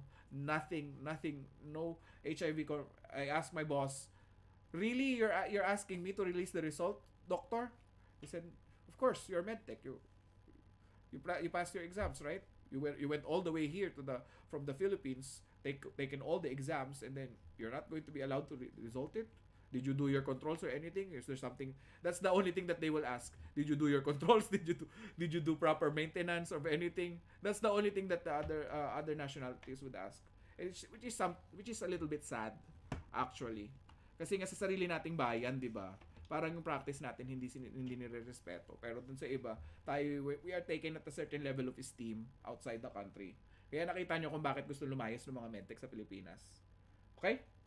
Alright, now, let's move on to section 14. Who are people who are not allowed to practice medtech? Okay? Who don't require a license to practice medtech, I mean. Okay? So, inhibition of the practice of medtech or medical technology is inhibited through certain people. Okay? So, you're allowed to practice medical technology if you are what? If you are a duly registered physician. Okay? If you are a foreign medical technologist visiting only as an exchange or consultant. Okay, for example, ano yung mga klase ng mga ganyan? Yung, for example, Biomeru. Biomeru is a biotechnology company that specializes in products. So they're not really practicing medtechs here.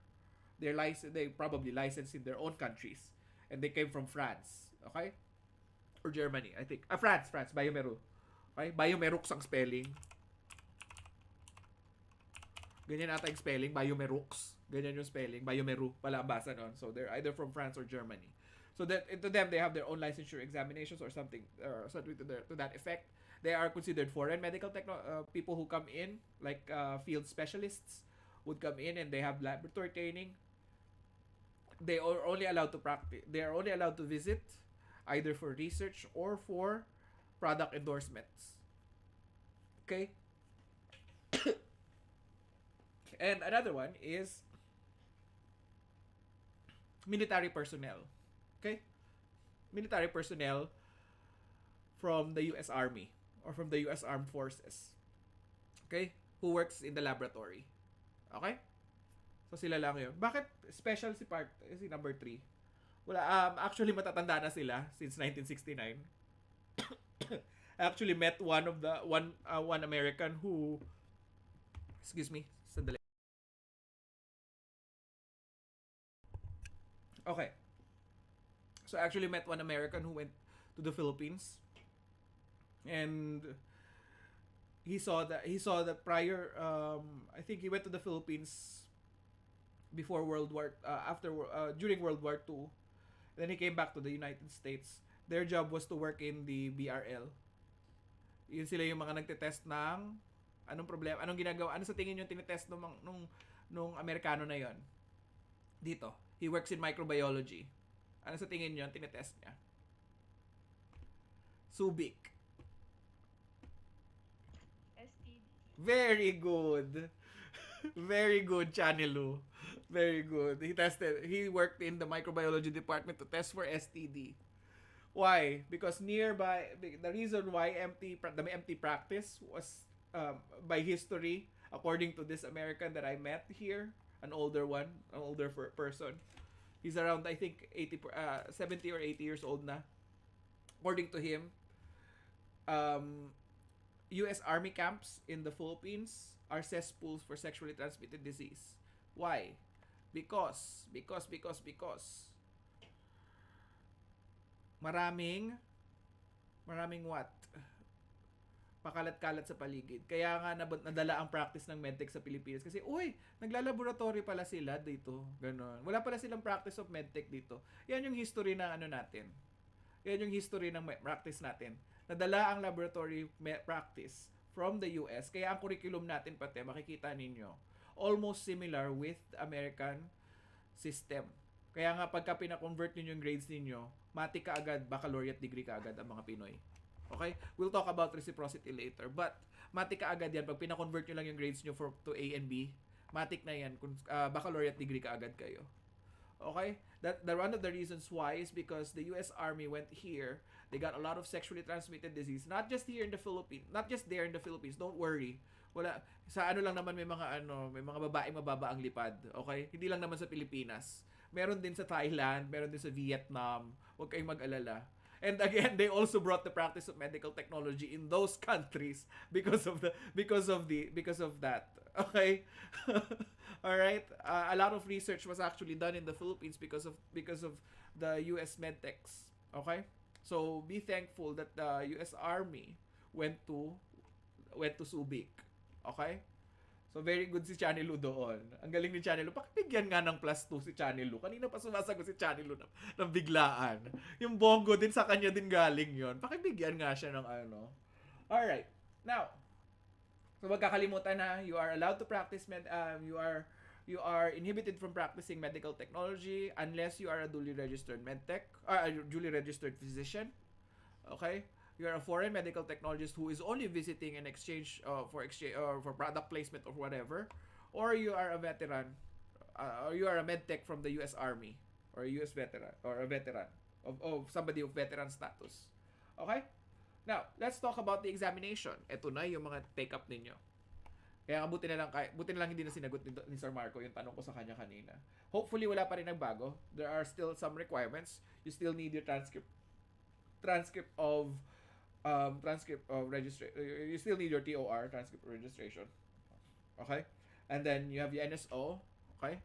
And if you're married, you have to bring your NSO marriage certificate. Okay? So, for example, Chanelu got married to somebody named, let's say, nag-straight si Renmar. Okay? So, Chanelu, kanlas ka na. Okay? So, hindi na nagbakla si Renmar. Okay? So, just by some strange twist of fate. Okay? This is all theoretical class, Chanelu, wag kang issue. Okay? Magkatabi kayo dun sa picture eh. Ay, magkatabi kayo dun sa may sorry. Okay? So, for example, kailangan mong pakita yung change of name mo, yung marriage certificate mo basically. That's proof of your change of name status.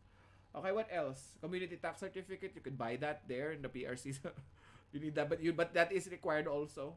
A passport size, 4 passport size pictures. Okay, with your nameplate. What is that nameplate? Nandun sa baba ng pangalan mo. Ay, sa baba ng picture mo, nakalagay doon, Renmar Canlas. Sa baba. Okay? 4x4 picture siya. Okay? And 900 pesos. It hasn't changed up till, I think, until now, it hasn't changed. Kasi hindi naman nila in-improve yung services nila. Bakit karapatan nila para mapalitan yung price, di ba? Okay? So, it hasn't changed. Isa na yun sa mga tinignan ko. Okay? Now, let's move on to let's move on to the next question. All right, how many times a year is the Medical Technologies Board exam held in the Philippines? Kakasabi ko lang kanina, there are it happens 2 times a year. And what years, what months nga ulit? Kakasabi ko, October and March. All right? Tinatanong mo sa board exam yung October and March? No. Ang tinatanong sa board exam, how many times? Okay? How many times? Okay? Because that could be immediately changed. All right? Now, let's go on to the next slide. How many days before the examination should a candidate for examination submit all his requirements to the PRC? Has to be 20 days, within 20 days. Actually, review centers, that's the reason why I like review centers, because hindi ko alam kung kailan ako magpa-file eh. 'Di ba? Review centers will urge you to file. File you na now na. There's actually when I enrolled in the review center, and I'm not endorsing any review centers. You can choose whatever you want, whoever you're comfortable teaching with, whoever you're comfortable reviewing with. But one of the reasons why I applied for a review center, not because I'm not confident with my skills. Child, alam ko mapapasa ko yun. Charit! Ang yabang. Charit lang. Hindi. Because hindi ko alam yung mga nitty-gritty. Sabi ng nanay ko kasi sa akin, syempre, you always have to listen to your mother. Right? I always listen to my mother. Kasi ako at that time, shulube kami. Wala na kaming fera. Okay? Sabi ko sa nanay ko, ayoko na mag-review center. Mag-aaral na lang ako na mabuti. Sabi ng nanay ko, hindi. Marami ako naririnig na bumagsak ng accounting board exam na yan. Ng accounting board exam na yan. Alam mo kung bakit, anak?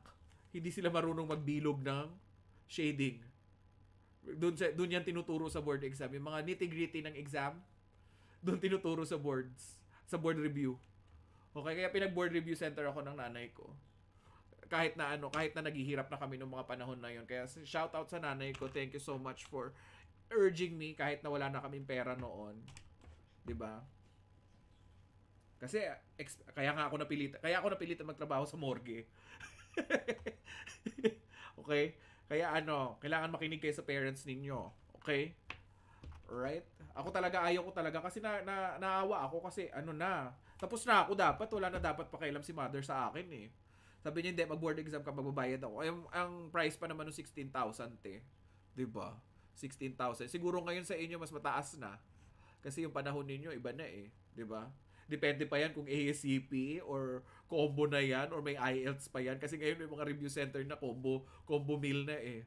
So depende pa yon. So I was thankful na natutunan ko yun kasi hindi ko ma-appreciate yan 20 days na yan kung hindi dahil doon sa board exam, doon sa board review namin. Kasi nandoon sa namin, you have to file your reminder. There's only several days before before the board exam happens, ganon. So yun, hindi ko ma-appreciate yung 20 days. Actually, hindi, parang napadaan lang yan sa akin. Sabi niya, nakakuha na ba kayo class ng TOR ninyo? Kasi malapit na ang filing, ganun sila. Ganun sila sa amin. Malapit na ang deadline ng filing, ganun. So yun.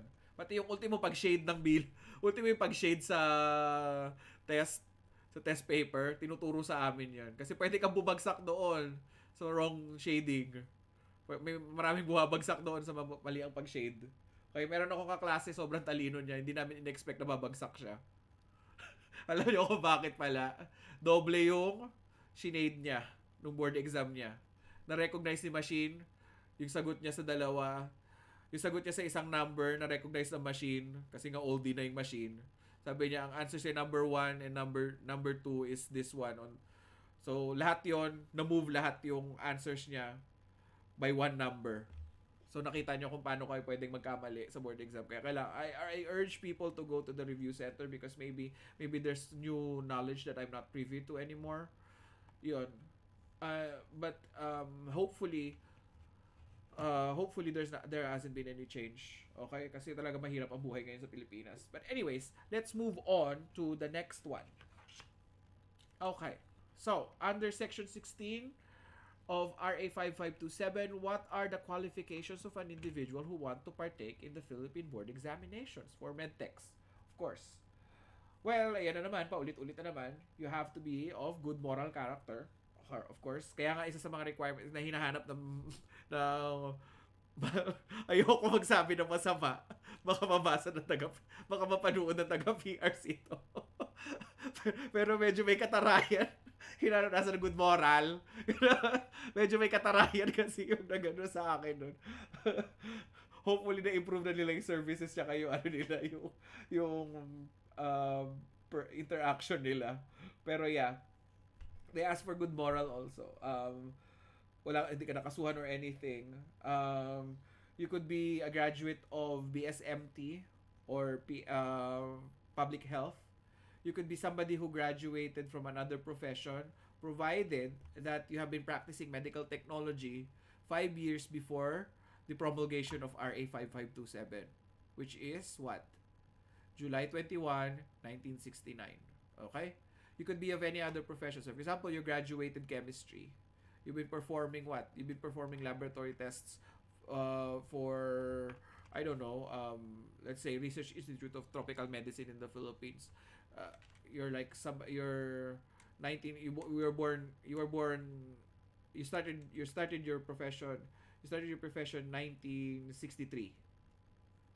You started practicing medtech before the promulgation of the RA 5527. So you could register for the board exams without graduating BSMT. So yun lang yung two conditions. Okay? Those are the three conditions rather. You have to be of good moral character. You have to be somebody. Hahanapan ba? So sir, paano nila mahanapan ako ng good moral character? Galing sa school yan. Chill lang kayo. Okay? Galing sa school yan. Hindi kayo pipila sa NBI. Okay? Hindi kayo pipila sa NBI. So galing sa school yan. Alright? And you have to have graduated either BS Medical Technology or Clinical Laboratory Science or Medical Laboratory Science kasi bago na yung pangalan ngayon ng course natin eh, or Public Health sa UP, or you could be a practicing medtech prior to 6/12/1969. Okay, so yun lang yung conditions. Parang ang dali lang sir pala, no? Charing. Parang ang dali lang. No, hindi. Hindi. Alright, now let's go to section 17. Teka, magkasama pala si Valiant at saka si Mark Segi sa isang bahay. Grabe, Patrick, hindi ka sinama, oh. Hindi sir, wala akong internet sa si Valiant. Oh. Nasaan kayo? Kaya nandito kami kay Moyo. Taray ni Moyo. Taray ni Moyo. Nakikiano kayo. Feeling ko hindi si Moyo yung hindi si Moyo yung nagmo-moderate ngayon. Kayong tatlo. Nasa CR po siya ngayon. Nagtumatay. Ay, grabe ka naman. Too much information for people. Okay. Nasa YouTube tayo. Baka na-demonetize tayo, ha. Baka gagawa ng kalokohan, Mark Segi, ha. Alright. Anyways, let's start with section 17. Kaya pala hindi automatic yung ko ngayon. Kaya pala nagtataka ako. Sabi ko, bakit parang hindi gumagalaw kung kailan... Hindi niya nababasa yung utak ko. Si Moyo lang ang nakakagawa nun eh. So these are the things that you will take up in your board exams. Okay? So everything, all you have to remember is that everything is 20% except for clinical microscopy and histopathology, histotechniques, and medical laboratory laws and ethics. Okay? So everything else is 20%. Okay? So you only have how many tests? 6 tests to take up. Okay? So 6 tests lang yan, class. Okay? 20%, what do you mean, sir? 100 yung titake namin na items. Hindi. Tagwa 100 items yan. Okay? Alright? Tagwa 100 items yan, class. Okay? Huwag kayong mag-alala, class. Iga-guide namin kayo ni Sir Marco sa mga na yan. Huwag kayong mag-alala, class. Ang kailangan nyo lang gawin, makinig, mag-aral. Diba? Lahat na yan, pinrovide na ni sa inyo. Bumubula na nga yung mukha nga ni Sir Marco para lang pumasa kayo dyan. Diba? So, huwag kayong mag-alala. Pag nakikinig kayo sa amin, papasa kayo. Diba? Anyways, let's move on to the next one. So, yun lang kailangan nyo tandaan, ha? Shortcut na yun. 10%, dalawa lang. Clinical microscopy or analysis of urine and bodily fluids. And, of course, what? Ano yan? Ano yung isa? Histopathology and cytopathologic techniques, and medical technology laws and bioethics, 'di ba? Parang yung yung medical technology laws and bioethics, dinagdagan na nila yan, lab management. Kaya may lab management questions ako na ipapakita sa inyo. Kasi nagtingin ako ng recent board exam. Syempre, every year nagtuturo ako ng seminar. Lagi ako tumitingin. Lagi ko tinitingnan. Ayokong nali-left out ang mga students ko. I don't want you guys to be left out. My goodness, gusto ko pumapalag kayo sa mga school like UST, FEU, and everything. Hindi ako papayag. Kahit yung iba doon, kahit yung iba sa inyo doon ang galing. Shoutout sa mga doon ang galing ng mga school. Anyways, meron akong student kasi dati ganyan ang sinabi ko. Hindi ko alam na taga doon pala sa one of the schools there. Okay? Now, we have to take into consideration the reporting which is discussed in section 18. Reporting of results has been amended, of course. Before the promulgation of 8991, the results were given 120 days. Ang haba ng antayan. Ilang buwan yan? Oh, class, ilang buwan? 4 na buwan yung aantayin, class. Di ba? Nakakaloka yan. 4 na buwan yan. For example, ano yun? Hindi ka makapagtrabaho ng 4 na buwan. Di ba? Yan yung tinatawag nilang vacation. 'Di ba? Pero nung panahon na 'yan, nung mga panahon na 'yan, nung 120 days 'yan, ang mga tao, siguro ang schools, ang performance ng mga schools, 98%, 95%. Ngayon kasi medyo lit na yung mga students eh. medyo magulo na eh. Nung mga panahon kasi na 'yon, okay lang. Alam nilang papasa sila. Bihira na. Parang bar exam lang yan dati. Parang lang yan. Papasa tayo dati. Kasi mga tanong dati is, describe the life cycle of a hookworm, write it on the... Wala siya yung multiple choice questions. I asked one of my previous colleagues before there in the Philippines. He worked in the laboratory for almost 30 years na since when I started practicing. So imagine 1980 something na siya nag-start ng practice niya, 'di ba? Nung time niya nung nag-take siya ng board exam, walang halong joke class, essay type yung iba. Okay, so parang bar exam. Kaya matagal ang bigayan ng exam, 'di ba? Ng result. Nakita niyo yung difference, 'di ba? 120 days versus 10 days. So wag niyo kakalimutan, before the promulgation of 8981, sorry, nabubulol. 8991, the results were given by the Board of Medical Technology. Imagine niyo, lahat na nagte-take ng board exam sa buong Pilipinas, 3 tao lang ang nagche-check. Okay? 3 tao lang ang nagche-check. Kaya 120 days talaga. Okay? Tapos lahat pa yun essay type pa. May mga essay type pa doon. Okay? So, sakit sa ulo yun. Okay? Kaya 120 days. Alright? Kaya mataas ang compensation nila nung panahon na yan. Okay? Nung 8981 na, 10 days na lang. Kasi automated na eh. Kasi magsasign ka na lang sa parang sheet. Kasi enter lang nila yon doon. Okay? So, clear ba, class? Clear kung bakit merong difference ng time? Bakit ang layo ng difference? Okay? Now, let's move on to the rating of the board exam. So, di ba? Aryan, di ba? Madali ka na lang kailangan mo na lang talaga makakuha ng what? 75% pataas sa lahat ng sa lahat ng exams mo. Di ba? And after that, makakuha mo na yung 3 letters sa pangalan mo. Di ba? By the way, class, hindi pa pala ako nakakapag-renew. Oh my God. Expire pala ng license ko. Oh my God. But don't worry, this isn't the scope. This teaching you guys is not one of the scopes of isn't included. I would consider it as unethical because I'm not. but may explanation naman kasi nandito ako sa ibang bansa, 'di ba? Pero paparenew ko 'yan, sige, promise. Paparenew ko na 'yan. Huwag kayo mag-alala. Okay? Diba pa rin yung ko promise? Okay? Birthday ko nga pala yung expiry date niya. By the way, class, yung expiry date ng cards, ng licenses ninyo is based on your birthday. Buti na lang naalala ko. Ngayon ko lang naalala actually. Alright. So, the rating for the board exam. What are the conditions?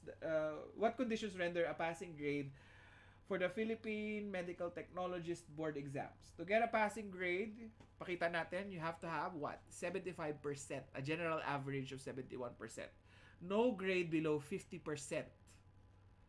on any major subject. So, yung mga 20% na yon. So, for example, anong ibig sabihin niya, sir? Ang sakit sa ulo, hindi ako magaling mag-math. 100 items siya lahat, di ba? So, anything na may 25%, like say, immunology, serology, blood banking, clinical chemistry, microbiology, and parasitology, and clinical, what else? What's the other one? Hematology. Okay? Hindi ka pwedeng makakuha ng less than 50 points doon. Okay? Wag kang kukuha ng less than 50 points doon. Alam nyo ang teknikan ko nung nag-take ako ng board exam class? Nandun ako, sinulat ko syempre yung mga sagot ko sa paper ko, di ba? Chine-check ko kung ano ang sure ko. Alam ko na makukuha kong score. Natatakot ako noon. Ang target ko noon 60% lahat ng 60% dapat lahat ng check ko. Or sure, 100% sure ako na tama ko. Hindi ko titigilan ng paper. Ina-enter ko na lahat yung sagot ko. Hindi ko titigilan ng paper ko hangga't hindi ako sure na more than 50% ang sure ko. Ganun ang test taking tips na tinuturo namin sa inyo ngayon, class. Okay? Wag nyo kakalimutan yung test taking tips. When you are taking the exam, wag basta ipapasa. You can pass the exam. You have 2 hours to take each exam set. Okay? For example, clinical chemistry, but you can submit your papers ahead of time. Diba? You can submit the papers ahead of time. Pero I urge you guys to not pass it first. Okay? Wag basta sagot ng sagot. Okay? Mag-isip. Okay? 50%. Make sure na less than 50 ang na more than 50 ang sure ka na 100% sure na tama ka. Kaya nga lagi kong inuulit-ulit, 'di ba, class, sa inyo, kung meron man kayong aalalahanin, isa na ito, 'di ba? Kasi class, gusto ko pagdating nyo sa board exam, pag sit nyo sa exams ninyo, ay, naaral namin to. Nilagyan ko to ng star. O, 'di ba? May 1 point ka na sure mo na makukuha mo. Ganon ang pag-take ng board exam. Hindi yung basta, nag-aaral ako, bahala kayo dyan, nagbasa ako nun. Hindi ganon, ha? You have to make sure that this is going to define your career. Especially dyan sa Pilipinas. Important ang grades. Okay? Kasi ibang bansa hindi. Pero klase ilang beses na ulit naman, no? Nandito naman na sa US. Chill lang sila dito. Okay? Diyan sa Pilipinas, medyo malala dyan eh. Ang hirap-hirap na, baba na ka ng pasahod. Kailangan ng grade mo sa isang institution. Kailangan wala kang grade, hindi ka bumagsak ng backti. Nakakaloka. 'Di ba? Pero guys, napansin ko, because you're working in healthcare, if you're going to take the consideration, if I would be hiring people, I wouldn't just rely on most of my experience, nakuha naman ng work yung mga kaibigan ko na kahit ilang beses silang nagbagsakan. Yung isa nga nakapasok pa ng dental school eh. So again, but make sure, wag naman sana yung passing grade niyo is 75.0, saktong-sakto yung talagang nakakapit na ganyan, ha. At kung babagsak din naman kayo, wag naman sana yung 74.9. Please lang, ha. Wag naman yung mga ganun. Masakit sa loob kasi yun yung, alam mo, yung one number lang, yung one number lang, doon ka lang nagkamali. 'Di ba? So yun yung So no grade 60% according to their computed, not failed in 60% of subjects computed according to their relative weights. I actually don't listen to this one. I just remember na kasama siya. 60%, may kasama 60%. All I need to remember is that I need to get some more than 500 items, more than 50 on every subject. Okay? Which is basically but again, the passing grade is to get a passing grade of 75%. General weighted average of 75%. Okay? Clear ba, class? Clear? Bakit pag si Sir Marco nagpapatek ng exam, nagbibigay ng exam, 75% po lahat kahit analysis of urine and bodily fluids. 75%. Because we want you guys to be, what? Mas maganda na yung mataas ang score nyo kesa naman ang score ninyo is nandun nakasabit sa actual 50%. Okay? Yun yung reason. Okay? Clear? Okay, next. Let's move on to the next slide. Under section, what will happen if a person who fails the board exam thrice? We've already mentioned that one. You have to take what? You have to take a refresher course. Okay, a 12-month refresher course. in an accredited medical technology school or down, pakita nga natin. Hoy, Mark Segi, pakibaba ba?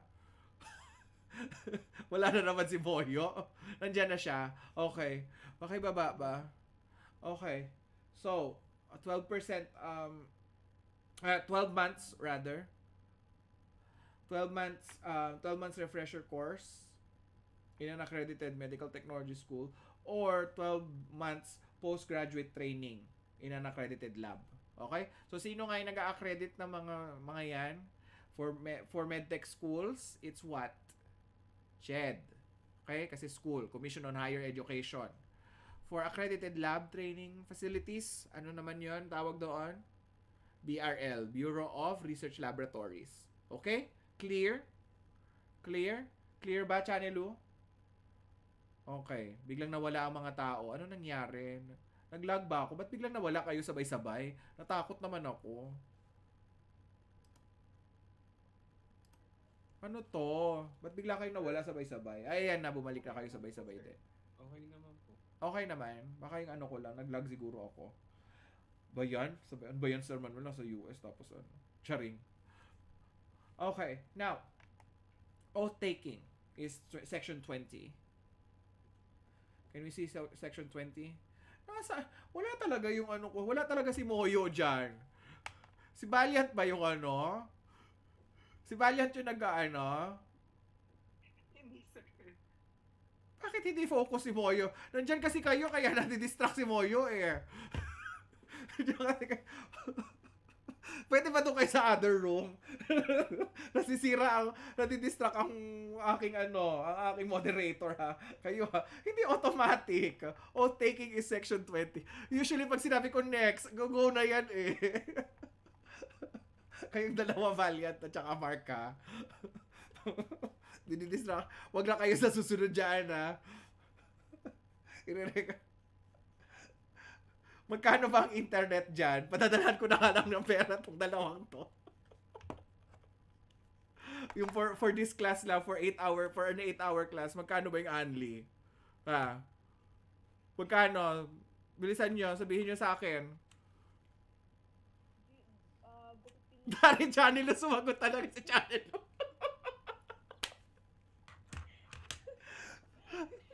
Dari talaga ng channel. Winner to si Channel talaga. Bigla na lang sumasama. I love it. But anyways, yeah. Okay. Magkano? Sir Marco, as a Christmas gift dun sa mga less fortunate, specifically Mark Sege and Valiant, I'm willing to give $20 to those people, to those guys. Wag lang kayo magtambay dyan, ha? Wag lang kayo magtambay dyan. Nadidistract si Moyo. Alam ko naman yung number ni Mark Sege. Padalhan ko si Mark Sege ng $20. Tapos, ayoko kayo dyan, ha? Huwag nyo dinidistract yung ano ko. Nakakaloka kayong dalawa, eh. Okay. Taking na tayo, class. Natawa ako kay Channel, Sumagot talaga si Channel naman, Anli. Anli, pwede ba kayo dun sa Anli ni Channel? Baka naman mamaya pang lugar lang nila Channel yun. All over, nationwide naman yun. Iba pa, pag Globe yun. Taray talaga. Hoy, hindi tayo sponsored by Globe. Kaya wala silang karapatan mag-ano dito sa ating lecture. Mag-endorse. Basta, Mark Sege ha. Usap tayo later. Okay? Ayoko nandyan kayo pag wala kayong internet. Naloloka ako sa inyong dalawa eh. Christmas ko na yun. Christmas gift ko na sa inyo yun. Okay? Benefits din yun ng mga suki card. Okay? Pwede naman kayo dyan kay Patrick tumambay. Bakit kaya dyan pa talaga kayo ng gulo sa ano ko, no? Sa moderator ko, no? Malayo ni Patrick, mami. Malayo ba? Okay. Anyways, let's continue na. Oath-taking na tayo, class. Who administers oath-taking ceremonies? This is administered by what? BOMT, or a person who is authorized by the board. Last year, I think 2020, na-cancel ang board exams. 2020, na-cancel ang board exams. So, walang oath-taking noon. 2021, merong board exams pero may isang absent. Yun lang naman ang nangyari sa Board of Medtech noong mga panahon na yun. Pero, say for example, nagka-COVID for example, ang members ng board si Channel Lu, si Patrick at saka si Mark Sege. Okay? Lahat sila nagkaroon ng, I don't know, monkeypox. hindi sila makaka-attend. They can assign somebody, okay? They can assign somebody to administer the oath-taking ceremonies. Okay? So, yun. Nagkaroon sila monkeypox. I don't know kung ano ginagawa nila. Okay? Sabay-sabay sila pa. Tapos, same pa yung presentation nila. From mouth to ano. Same pa presentation. Hindi ko alam kung bakit, ha. Same din sila nagdatingan sa may ano. Tapos, on the same car. Sa car ni Patrick pa. Girl, I don't know. It's your business. I don't know what you're going to do. I don't know what you're in, or what you're doing, Chanilu, while you're hanging out with these guys. But you will get monkeypox if you hang out with them. But anyway, let's move on. Let's move on from monkeypox to issuance of the licenses. So issuance of the COR, or this is basically what you will show in your workplace. The COR. What is COR? What does COR stand for? Certificate of Registration. Okay? So make sure nagpagupit, nag-ahit bago magpa-picture niya, bago magpa-picture niya ipapasa sa seryosohin. Bakit, class? Sa license pwedeng magbago ang picture. Okay? Sa license pwedeng magbago ang picture mo. Pero sa COR, kung ano ang picture mo doon, yun na yung picture mo forever. Okay? Kasi hindi nag-i-expire ang COR. Ang license ang nag-i-expire. Okay? So make sure maganda ka doon, Valiant, ha? Kung gusto mo nakadrag ka, go. Okay? Pero make sure maganda. Renmar, ha? Hindi ako papayag at tsaka ninyo doon sa COR ninyo. Mga anak ko kayo. Hindi ako papayag. Ha? Tatanggalan ko kayo ng mana. Tatagalan ko kayong dalawa ng mana pagtsaka kayo dun sa may ano ninyo. Gusto ko pag nakapasa na kayo, itatag nyo ako sa post ha. Tag nyo ako sa post. Thank you, mami. Ganun ang tag nyo sa akin pagka ano. Syempre, blur out nyo yung barcode. Okay? Hindi pwede yun. Baka matulfo tayo dun. Okay? Gusto ko itatag nyo ako pag pumasa na kayo ng board exam. Okay ba yon, ha? Mark Segi, Valiant. Wala nang suki card next year, board exam na next year, ha? Okay, gusto ko next year itatag mo ako pagka nag-ano kayo, ha? Pag nakapasa na kayo. Okay? Papatarpulin na daw po ng mukha ko sa CMCC, sabi ni Sir Marco. Oo, talaga. Talaga lang. Alright. Hindi ka naman, diyan ka naman galing, diba? Born and raised ka dyan? Or galing ka pang ibang school? Born and... Okay, wag na nating ilabas kasi hindi tayo sponsored ng ano na yan. Okay? Hindi tayo sponsored ng school. Tsaka binagsakan niya, 'di ba? May sama ng loob ka. O, 'di ba? Go. Let's go with that. Anyways, let's go with the issuance of CORs. So CORs have important signatories. Dito malalaman kung talagang legit yung ano ninyo. Legit yung COR niyo. Aside syempre dun sa may number nun. Okay? So it's signed by 4 people. The members of the board, syempre, 1 pathologist, 2 medical technologists, 'di ba? And the PRC chairperson. So sino ba yung PRC chairperson na 'yan? Ngayon, sino ang PRC chair? Si Luwalhati Keme ba 'yun? Ano pangalan no? Sinearch natin kanina. Honorable ano ngayon? Wait, hindi pa kinlose. Ano ba 'yan? Nawala siya. Oh no, nawala. Sino? Ayun, Charito. Sino si Luwalhati? Saan nanggaling si Luwalhati? Charito pala. Okay. Anyways, let's move on. Basta, guys, yun yung assignment ninyo. Members of the board, current PAMED president, lagay natin yung assignment ninyo.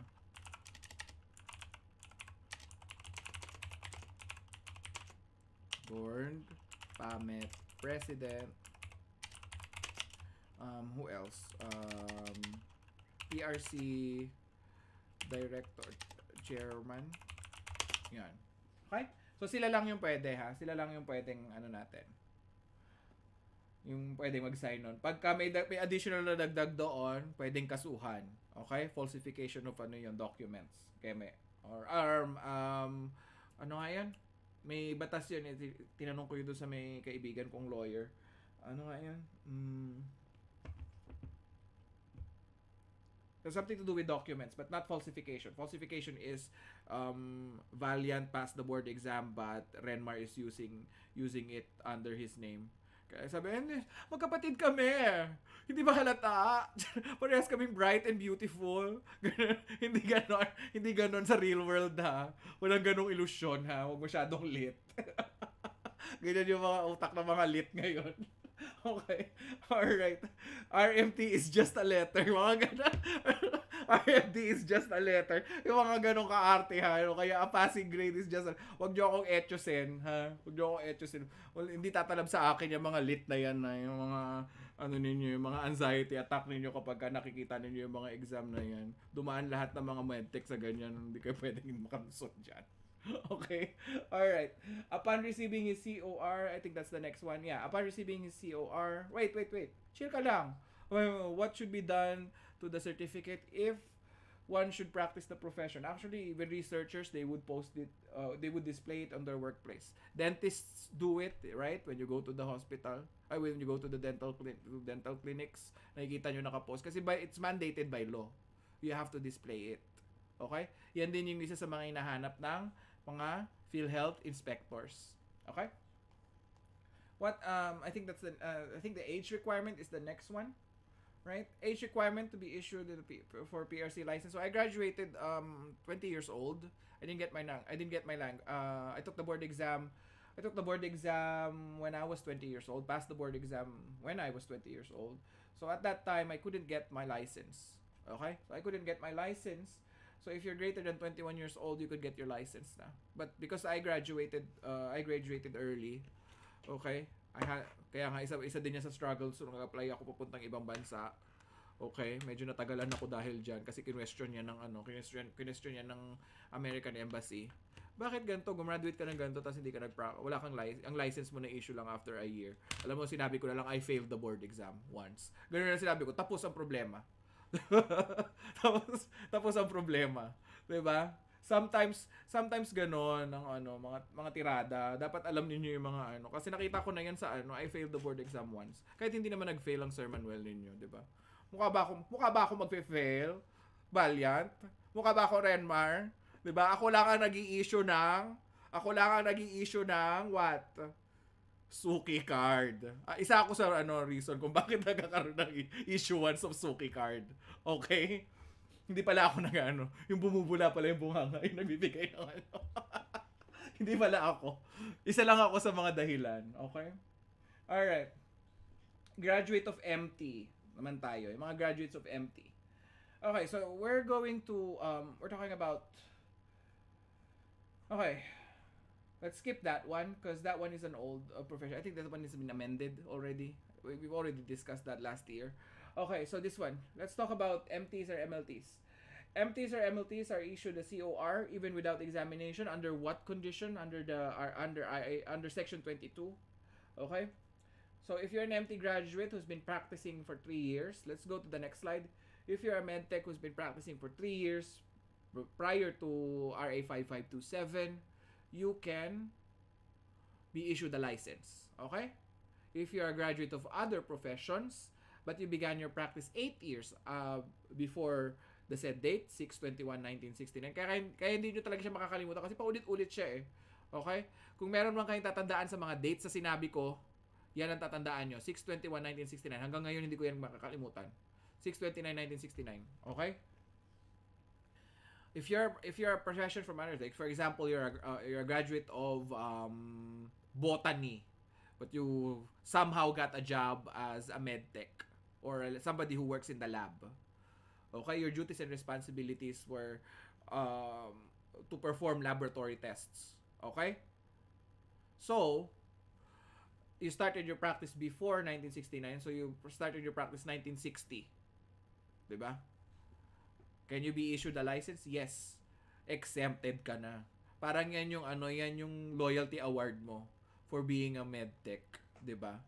The OG medtech. If you're one of the OGs, okay? If you're one of the OG medtechs, you graduated BSMT 3 years prior to 1969, you're an OG. You don't need you don't need an exam. Ganon. Or if you graduated, I don't know, botany, or you graduated zoology, okay, or biology, but you've been practicing medtech prior to 6/21/1969, girl, you're considered also an OG. Okay? Right now, siguro kulubot ka na. Okay? But anyways, let's move on to MLTs naman. MLTs, what are MLTs? Oy, wait lang. Di pa ako tapos. Sobra naman ang focus ng ano natin. Chill ka lang. Hinga ng malalim. Ganon. Chill lang tayo ha. Chill lang. Okay. So, if you're a medtech, what's an MLT muna? Ano yung MLT? Baka nakalimutan niyo yung mga ano mga terminologies natin Medtech, and then there's an MLT. Medical technologist and MLT. What's an MLT? Can somebody transcribe that for me? Andrea. Medical laboratory technician. Very good. So, you're a laboratory technician. Okay? Yun yung mga tinatawag ng mga lab tech. Okay? So, if you pass the civil service exam for MLT, given on March 21, 1964, you don't need to take that one. You don't need to take the board exams. Okay?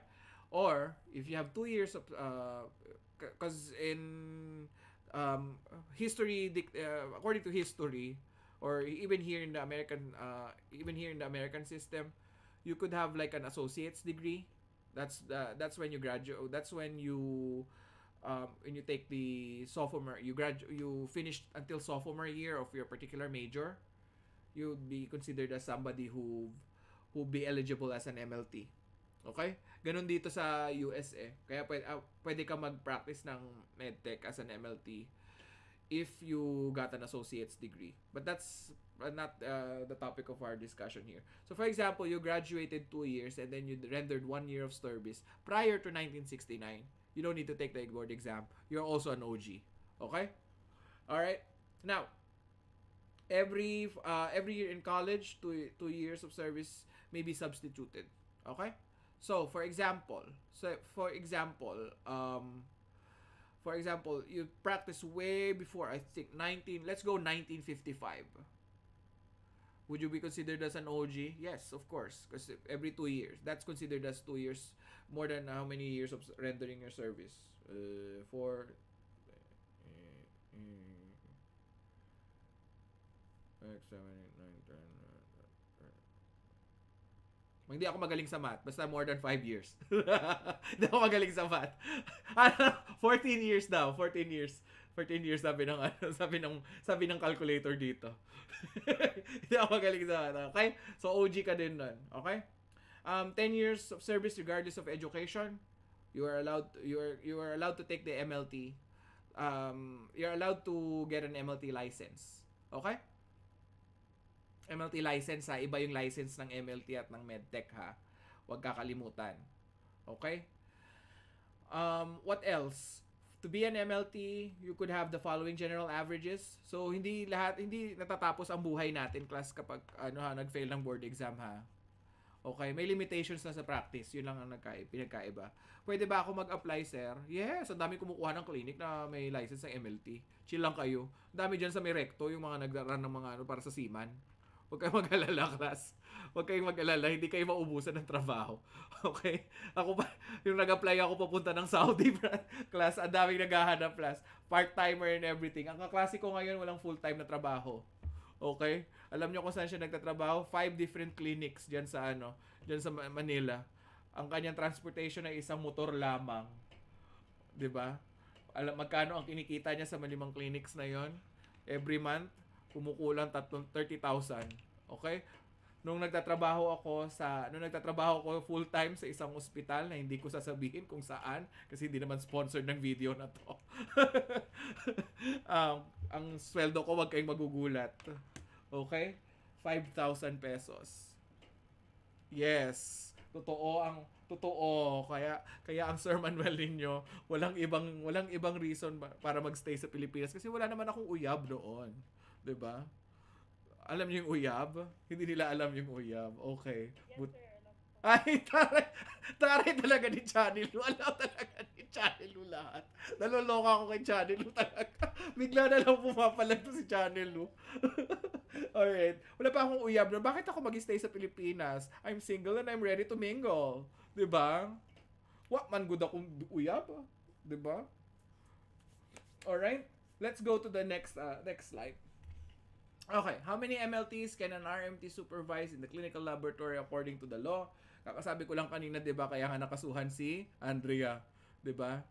Kaya nga nakasuhan si Andrea kasi siya ang responsible kay Renmar nung nag-commit siya ng falsification of documents, 'di ba?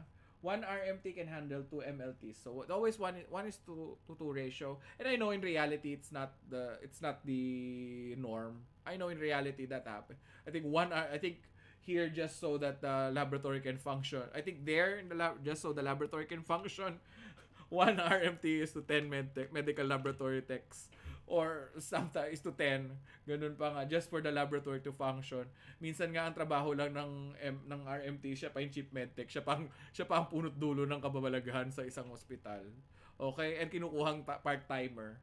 Okay? Wag gumagawa ng kabulastugan at wag i-involve ang sarili sa kabulastugan. Kumuha na lang ng 2 years experience tapos umalis ng bansa. Charet! Ang sama ng ugali ko. Ang sama ng ugali ko. Hindi talaga ako i-issue ng OEC. Hindi talaga ako i-issue ng OEC. Charing lang kasi ako talaga nakikita ko na yung sarili ko. Hindi ako gano'n ka-competitive. Wala akong ipaglalaban sa sarili ko. Kaya alis na lang ako, 'di ba? Kasi nakikita ko yung listahan ng mga requirements. Ang dami. Ang dami ng listahan ng mga requirements. Kailangan pa ng 2, ano ba yun? 2 recommendation letters from Kemerut, 1 professor from previous Keme, ganun. Nung panahon ko yun na, ngayon talagang hikahos na ang Pilipinas. Kaya kahit siguro kayo ngayon, pwede na kayo mag-apply eh. I think some of you guys have applied already for work. Di ba Mark Segi, meron ka mga kaklase na nag-work pa. Yung nagre-reklamo sa akin dati. Sir, hindi ako nakapag-review kasi nag-work pa ako, ganon. Tapos sa trabaho, mag-swab lang pala ng COVID samples. Tigilan ako ha. Tigilan ako. Tigilan ako. Kung trabaho lang pala, magaganon ka lang ng ilong. Tigilan ako. Okay? Marang na trabaho pero hindi yung dahilan para magreklamo sa akin. Okay? Alright. Okay. Let's go to section 23. Okay. Section 23. Section 23 is refusal to issue a COR. So there are several conditions. Kaya nga lagi ko sinasabi, 'di ba, yung hindi kayo nakasuhan, 'di ba? Convicted by court. Okay? Kaya good moral conduct. Okay? Unsound mind. Okay?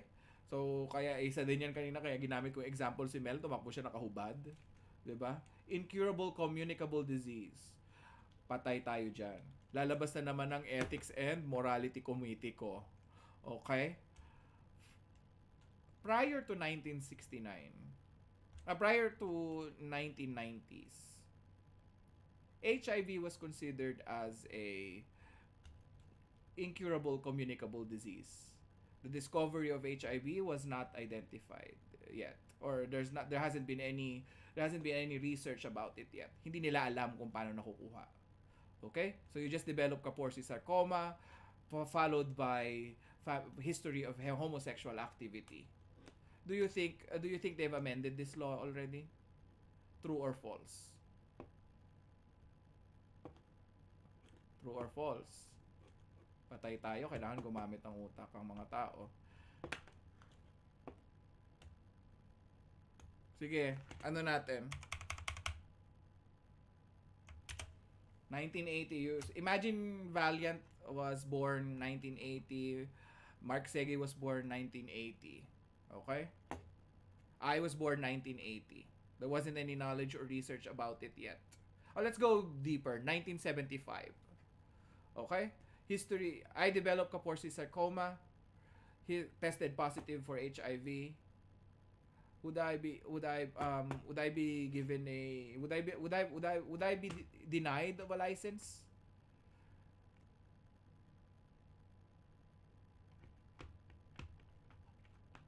They didn't know yet, right? They didn't know what happened yet. So I would be denied of a license yet. Kailan ba? Bakit? Sige, bakit? Kasi anong taon lumabas yung HIV law? 'Di ba? You have to be what? You have to be knowledgeable of certain laws also that can coincide with certain laws that we're talking about today, okay? So hindi lang 5527 ang aaralin natin today, class, ha? So I would be denied 1975 I would be denied of a license. Back then they didn't know how HIV was transmitted. They didn't know if if there is PrEP. They didn't know how it was transmitted actually, or whether or not it was actually caused by a virus. So you are one of the principles of the Hippocratic Oath is do no harm, right? Even if you are registered as a medtech and they just read, and because the length of the incubation period was long, right? It could take like how many years for you to develop full-blown HIV for you to develop full-blown HIV, and back then you could have only discovered it unless you've discovered your skin lesions. Okay? You would be identified as somebody with grid. What's grid?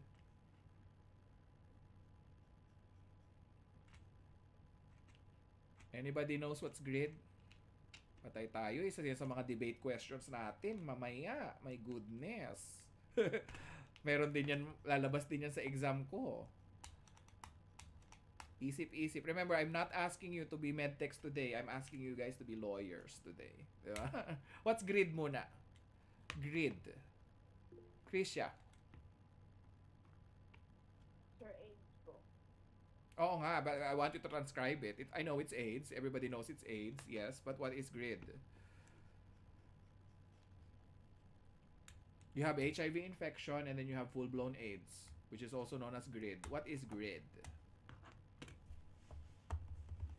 Very good. But remember, Lorraine, don't forget to answer the correct, don't forget our house rules. Raise your hand, and when you're called, unmute yourself, huh? Lorraine. You're correct, Lorraine. Thank you. So, gay-related immunodeficiency. So, back then, but we all know right now what happens, right? So, do you think this is still applicable right now? Say for example, I applied for a license. I applied for the board exam. I took the board exam. I found out that I had an incurable communicable disease, which is HIV. Do you think I'd be denied of a license right now? No, because we are HIV patients are protected by what? Protected by what? Stigma. Right? The stigma of HIV was removed because of HIV law. Diba? Yung HIV law. So, hindi na pwede yan ngayon. Pwede mo silang kasuhan. Okay? Ang problema lang is what? And this is something that is close to my heart. Every year, lagi kong dinidiscuss yan. Every year. Hindi dahil ako ha, positive, nakakaloka ka, Mark Segi ha, hindi. Naku, Diyos ko, pagtatawanan ako ng mga kaibigan ko kapag gano'n ang nangyari sa akin. Nandito ako, ang daming available na tapos nahawa ka pa rin. Hindi ganon. Okay? It's always close to my heart because I'm always an advocate. Okay? I'm an advocate of what? Safer sex. Okay?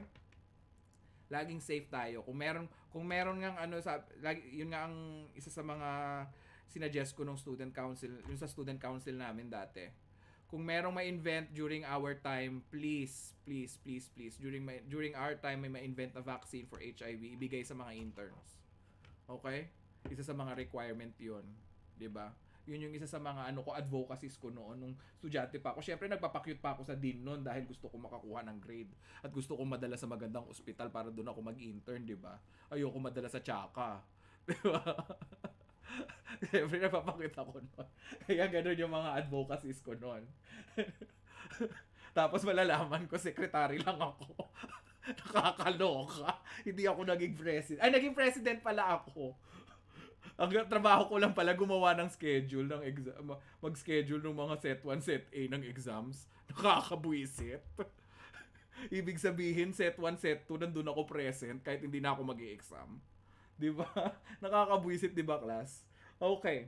Anyways, let's move on to the next one. Okay. Under Section 24, RA 5527 is under section comma dapat yan, who are responsible for investigating professional misconduct it is done by at least 2 members of the board, either the medtech or the pathologist, and 1 legal officer. Okay? So 3 people again. Alright? So there's always 3 people. 1 legal officer. Bakit 3? Sir? Kasi there's always going to be what? We can't have force because we don't want to have a tie. Meron kasing laging magbubutuhan. Kaya nga 'di ba ang bansa natin, meron tayong Congress, meron tayong Senate, tsaka meron tayong presidential branch. 'Di ba? Yung executive branch. Napansin nyo? Kasi hindi pwedeng magkaroon ng power ng sobrang power ang isang tao. Democracy stands by the power of the people, 'di ba? Demos. 'Di ba? Kayo talaga ha. Nakalimutan ninyo na ang ano ninyo, ang mga batas ninyo ha. Kayo talaga ha. Hindi kayo meron ba kayong Philippine Constitution na subject? Wala? Ah, okay. Patrick, ikaw, meron ba kayong Philippine Constitution na subject? Nagkaroon po, pero ibang course pa po. Ah, okay. Renmar, born and raised ka ba ng CMCC? No, sir. Okay. So, sa previous school mo, meron ba kayong Philippine Constitution? Sir, wala man. Hala, paano natin ito? Naku, Diyos ko, pahihirapan ko ang sarili ko pala nito. Mag-i-explain ako na mag-i-explain. Amended, alam niyo naman ang ibig sabihin, binago, di ba? Baka mamaya sabi ako ng sabi ng amended. Ano pa ba mga terminologies? Yung yung ethics and legalities, 'di ba? Alam na ninyo 'yon. Yung ethics and morality, alam niyo na 'yon. The morality is right or wrong, which is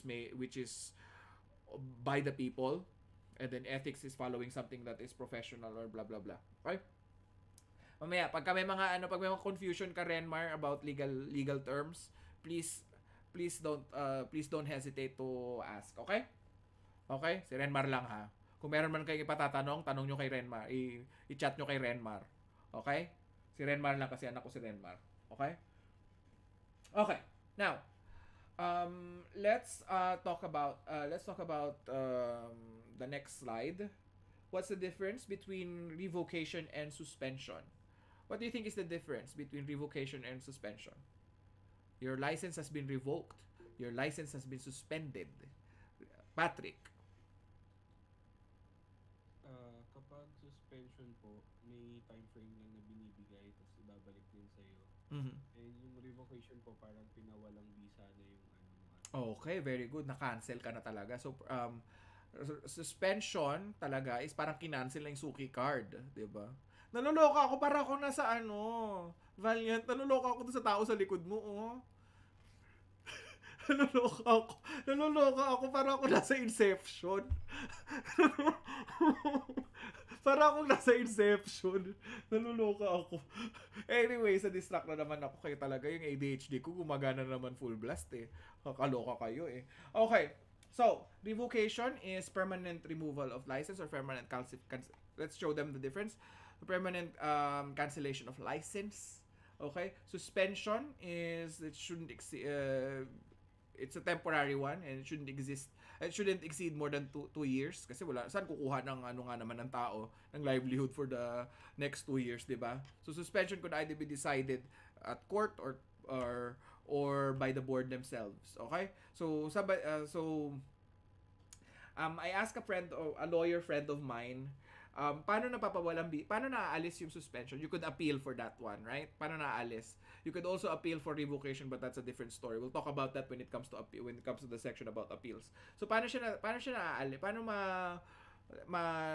malalighten paano maalis yung suspension na yan? You will be investigated, and if the investigation goes to your favor, your license will be given back to you. Okay? Now, appeal could be, for example, you were given, 2 years ang ibibigay namin suspension sa'yo. Sabi mo, wala ka ng livelihood. Yan lang ang livelihood ko. Then you promise not to do it over and over. You promised not to do it over again, and you made an affidavit about that one, which is a legally binding contract. Alright? You said, I won't do it again, blah, blah, blah. So, hindi na ako gagamit. So, for example, si Andrea, sabi niya, hindi ko napapayagan si Renmar. Actually, tinanggal ko na si Renmar from my roster of people. Would that be used as yes, of course. That could shorten the length, provided that there is going to be somebody from Court of Appeals who will take your case. Okay? Kaya nga may tinatawag tayong Court of Appeals. Tagalogin natin, umaapila. 'Di ba? Ayoko, hindi ako papayag. Ayoko ng 2 years. Ganon. Kaganon ka, Andrea, for example. 'Di ba? Okay? So, clear? So, by the way, revocation is, for example, kakasabi ko lang, di ba kanina, that's the reason why I put a number in it, right? 2 members of the board, either medtech or the pathologist, or 2 medtechs, okay? Plus 1 lawyer. Okay? Bakit? Kasi kailangan magbubutuhan sila. The lawyer knows most of the laws, right? Medtechs no medtech or the pathologist knows the actual practice. 'Di ba? Kaya kailangan may magbabalance, 'di ba? Kaya there's no abuse of power there. Okay? Clear? So, for example, talagang found guilty talaga si Renmar, pero sabi ng lawyer human rights lawyer din pala yung tao, 'di ba? Wala na siyang work, 'di ba? Wala na siyang work na iba. Wala siyang ibang alam na gawin. Bigyan na lang natin ng suspension si ano. Okay? So, she voted no. The lawyer that was working with for Andrea's case was that wala nakikitain yung laboratory kung wala si Andrea. Ang daming dumidepende sa community. So for the medtechs, pwedeng mag-disagree yung medtechs. Hindi, kaya niyang ulitin yan. Ayoko. So ganon. Dalawa ang nagboto, isa ang hindi. Ganon yung may botohan na mangyayari. Okay? Clear? Or pwede din naman, hindi. Walang mangyayaring kung ano man, isa lang ang bumoto. Walang ganon. Kaya kayo tatlo, okay? Walang mga ganon, okay? So pwede naman lahat sila nakita talaga nila the evidence points towards this one, and there is a possibility of if the license was given back, a repeat offense might be given, then the lawyer might say yes. Usually it's between the lawyer. If there is I've read some of the cases that happens when there is a malpractice suit. It's usually the lawyer who is the deciding vote. It's usually the lawyer. I've looked at some of the cases actually that happened in the past, especially about clinical laboratory malpractice. I've seen it. Usually it's the lawyer who is going to be the deciding vote whether or not a license would be revoked or okay? So kaya laging important si lawyer. Anyways, let's go to number 27, section 27. Section 27 is foreign reciprocity. Because the practice of medical technology was brought to us by the Americans, wink wink Subic, okay? Wink wink Subic, all right? Medtechs from the US can practice here in the Philippines and vice versa. Totoo ba, sir? Hindi ko sure. Ang haba kaya ng pinagdaanan mo, sir. Nagdaan ka pa ng IELTS, nagdaan ka pa ng ASCP, tapos nagpa-visa screen ka pa, tapos pina-west mo pa yung exam mo. No, I can still practice there. I just need to pass their exams, di ba? The ASCP or the American Society of Clinical Pathology takes into consideration our grades, di ba? Now, the reason why madami akong pinagdaanan is because sino mag-hire sa akin, 'di ba? Now, and the reason why I need a visa screen is because what? They want to know if somebody is going to offer me a job there or here, 'di ba? So yun, there is reciprocity. We can still practice. 'Di ba? Actually, I don't have a license here. I only have what? I only have my certification for ACP, my visa screen, which has so many requirements before I can pass it, or before that could certify me. But essentially, I am still practicing here, right? So there is reciprocity. It just so happens that the law, or there has been loopholes wherein people can practice here. People can practice here directly. For example, I'm Chani Lu. I want to go to no, because you need to have a visa, because you're still not a member here, or you're not yet a citizen here. You still need to work as a visa. And I think that is universal in every country that you go to. You still need a visa. That's the reason why you need a visa screen. Okay? Who will hire you if you need to be sponsored, right? Diba? So you need to find a sponsor first. But essentially, all I needed was to graduate medtech in the Philippines and what? Get my certification exam here, which is a requirement by the institution, not by the state of Nebraska itself. Diba? So there is reciprocity. Okay? There is reciprocity. Actually, if you go to states like California and Florida, you don't need to sit the exam. If you're a graduate of the Philippines, Okay, BSMT. Alright? You don't even have to take the board exam in the Philippines. If you just graduated, you can take the licensure examination in the state of Florida. So Department of Health in Florida. But again, in order for you to work, kaya madami akong pinagdaanan kasi you need to get a visa for somebody to hire you. Nagets nyo kung bakit mahaba pa rin ang proseso? There is reciprocity class. What's limiting us to work in the country is a visa, securing a visa. Okay? So para ganun. All right. Now, let's talk about foreign reciprocity. No foreigner is allowed to practice medicine unless no foreigner is allowed to practice MT unless it's been established in subject or country allow Filipino to practice medtech.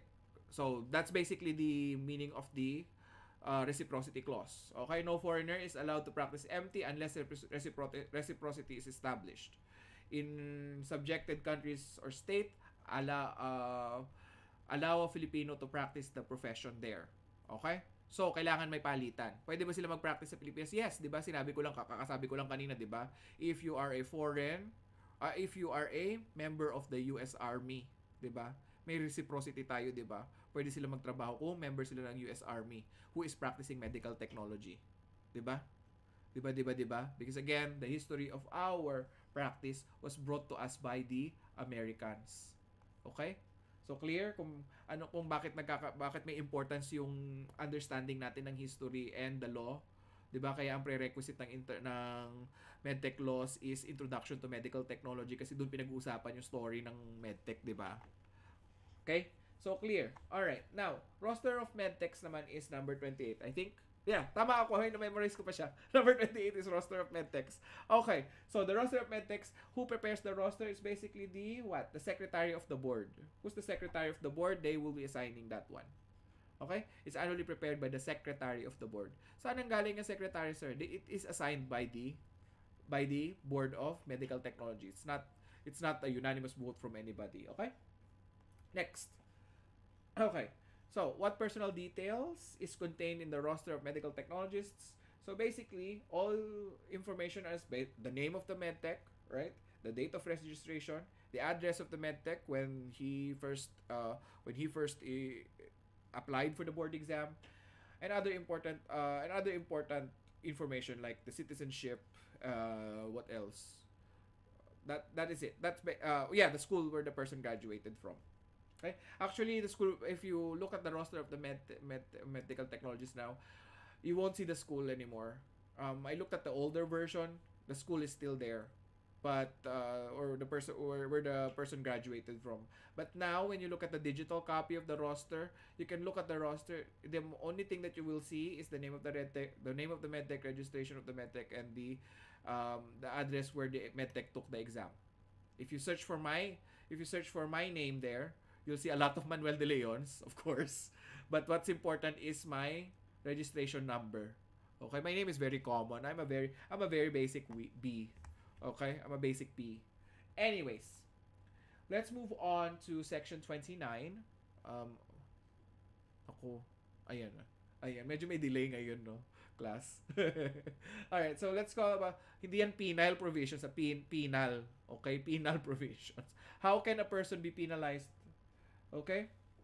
How can a person be penalized for under RA 5527? If you're a person who practice medical technology without a COR, if you're a person who is practicing MT without a supervision of the pathologist. Okay, if you're a medtech or if you're a common citizen, like for example, Renmar right now, if he practiced medtech, kaya nga siya nakasuhan, 'di ba, kanina doon sa kaso natin. Remember? If Renmar is practicing right now, he is a lab assistant. He's working under Andrea.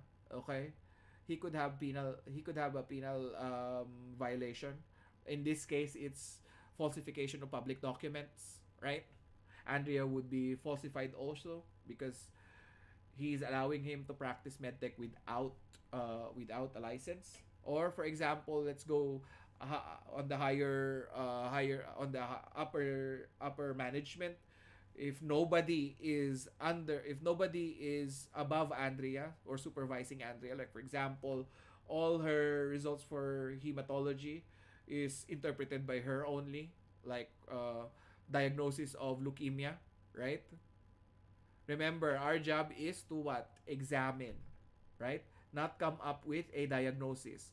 Paano kung saan ang galing makikita ng ininvestigate yung hospital ni Andrea kasi wala pala silang rotating clinical pathologist doon.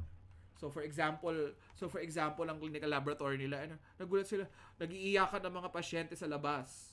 Kasi for chemotherapy na daw sila. Ganon.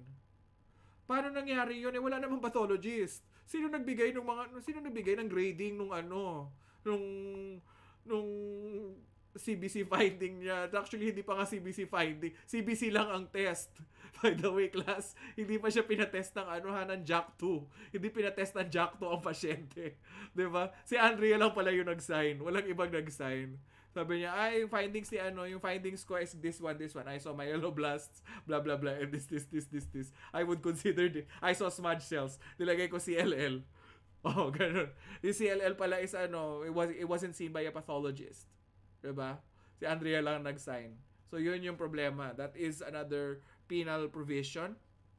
Okay? Practicing COR, practicing medtech, medical technology using another person's COR. So, for example, ayan na si Valiant nakapasa ng board exams. Diba? Nakapasa ng board exams. Si Mark Segi na inggit, gusto din niya mag-apply. Diba? So, pineke nila sa recto yung license ni under Valiant's registration number. Okay, so wala naman titingnan yun. Diba? Hindi naman titingnan maliit na clinic lang naman to. Ipasa ko nga yung file ni Mark Segi dito. Hindi chinek after some time. Nag-expand ang hospital. Nag-expand ang laboratory. Kailangan mag-apply ng PhilHealth. So, tinignan ni PhilHealth ngayon ang registration number. Valiant Asenas man yung nakalagay dito. Bakit Mark Segi? So, yun yung yun yung pag-practice ng using another person's COR. Okay? Pretending to be a medtech and practicing under another person's name is not the same thing. Okay? Iba yung ginawa ni Renmar, is tinikinot ini-sticker lang niya yung picture niya doon sa may ni Mel. Iba yon, okay? So iba yon ha, iba yon. Okay? Using another person's COR, the reason why Renmar's case is different is because Mel doesn't know. Okay? Mel doesn't know. In this case, Valiant knows that Mark Segi is so sad that he didn't pass the board exam. So, he went on and gave his number to somebody in Recto who did almost a perfect job. Diba? in replicating Valiant's result, Valiant's license. Only to find out na nag-expand yung hospital. Hindi ako nagtuturo ng kabulastugan class ha. Wag niyong gagawin, masisira ang buhay niyo. Okay? Wag niyong gagawin. Alam na yan ng mga ng mga inspector ko pa. Ang unang-unang chine-check nila is yung competency ng pasyente tuloy. Is yung competency ng medtech. And one way to check the competency is to check for the passing result in the board exams. Okay? So unang-unang chine-check yan. But before pa magpunta ang accreditation facility or ang accreditation agency, like let's say for example PhilHealth, what else, JCI, iniisip ko ano pa ba dyan sa Pilipinas, CAP, College of American Pathologists. The first thing that they will look for, they will sit down with the laboratory supervisor and the chief laboratory scientist or chief medical technologist, CMT dyan sa Pilipinas. Unang-una nilang titingnan is yung records nung mga nagtatrabaho. Kaya hindi makakalusot si Mark Segi. Okay? May dala-dala yung mga yan na laptop at internet. Ang unang-unang nakapin sa Google Chrome nila is yung PRC website. Kaya hindi kayo pwedeng lumusot kapag may mga accreditation. Kaya please lang, pag pumasa ng board exam, Valiant, huwag maawa. Bahala ka dyan, Mark Segi, mag-review ka. Ganon. Okay? O kaya naman si Mark Segi pumasa, tapos si Patrick Noel naman hindi. Nasad, kunwari, syempre may bromance sila. Doon mag-i-stop ang bromance ninyo, ha? Huwag na wag gagawin yun, ha? Okay? Or vice versa. Okay? Clear? Clear tayo dyan sa mga ganyan. Fraudulent lab reports pa pala. Huwag kakalimutan fraudulent lab reports. For example, okay, I know a story. Hindi ko na sasabihin kung saan siya nagtatrabaho. Okay, I know a story. There in the Philippines, talamak to. requirement ang drug testing sa Pilipinas, 'di ba? For a lot of things, right? Especially it's especially important for people who are going to work for government. Okay? So, I know a laboratory technologists. I'm not going to say the name. Okay, I'm not going to say the name. And I'm not going to say the hospital or the institution where he or she practiced. But this person was releasing fraudulent laboratory results kasi manual ini-enter ang ano. Yan ang problema dun sa may sinasabi nila dyan sa drug testing sa Pilipinas. Manual ini-enter ang results eh. Okay? So for example, nasa harap ko ang computer. Hanap naman tayo ng iba. Si Chani Lu kunyari. Nang iistapan ng result ng lab. Okay? She's a drug test technologist or a drug test laboratory scientist. She passed everything. Ano ba yun yung tinitake dyan saan pa nga yan? Saan nga yan tinitake? Nakalimutan ko yung sa National Kidney and Transplant Institute yan kinukuha yung ano na yan, yung drug testing seminar na yan para makapractice ka daw ng drug testing na yan. So she took everything, she did everything in that one. And under she worked in a laboratory where the AFP generals go to. Siyempre, takot si Channel Lu. Diba? Ikaw ba naman, puntahan ka, ang daming armed guards, diba? Pumunta si Lieutenant Keme. Diba? Okay? Si Channel Lu tinakot. Tinakot na yun. Raratatin namin yung pamilya mo, Channel Lu. Pati yung aso mo, Channel Lu. Pagka nilagay mo, nagdodroga to si boss namin. Ganon. So that is also a violation of 5527, okay? So ganon. So yung story na yun, it's a true story. I know a person who actually did that. Okay? And that person was caught, thankfully. That person was caught, especially during the Duterte administration. Lalo na yung hinuhuli nila yung mga medtech na nagpapalusot. Kaya ngayon kailangan live na, may picture na ng medtech din dun sa ano. If you underwent a voluntary drug test today, the program itself sends not only records a photo of the patient but also the medtech. Kasi may mga tao kasing gumagawa ng kalokohan. Kaya yung drug test report ngayon sa Pilipinas, doble na. Dalawa na nakalagay, yung medtech na nag-test tsaka yung tao na pinapatest. Para ititingnan sa database kung, ay, teka lang, Chani Luto pero mukha ni Valiant yung nakalagay. Tama ba yun? Siyempre kung ako yung investigador nun, lalabas yung Ilongga accent ko. Kahit hindi ako Ilongga. Tama ba yun? Gaganon ako. Mukha ni Valiant yung lalabas. Yun yung reason kung bakit try nyo lang ngayon mag-voluntary drug test kayo. Pero wag sa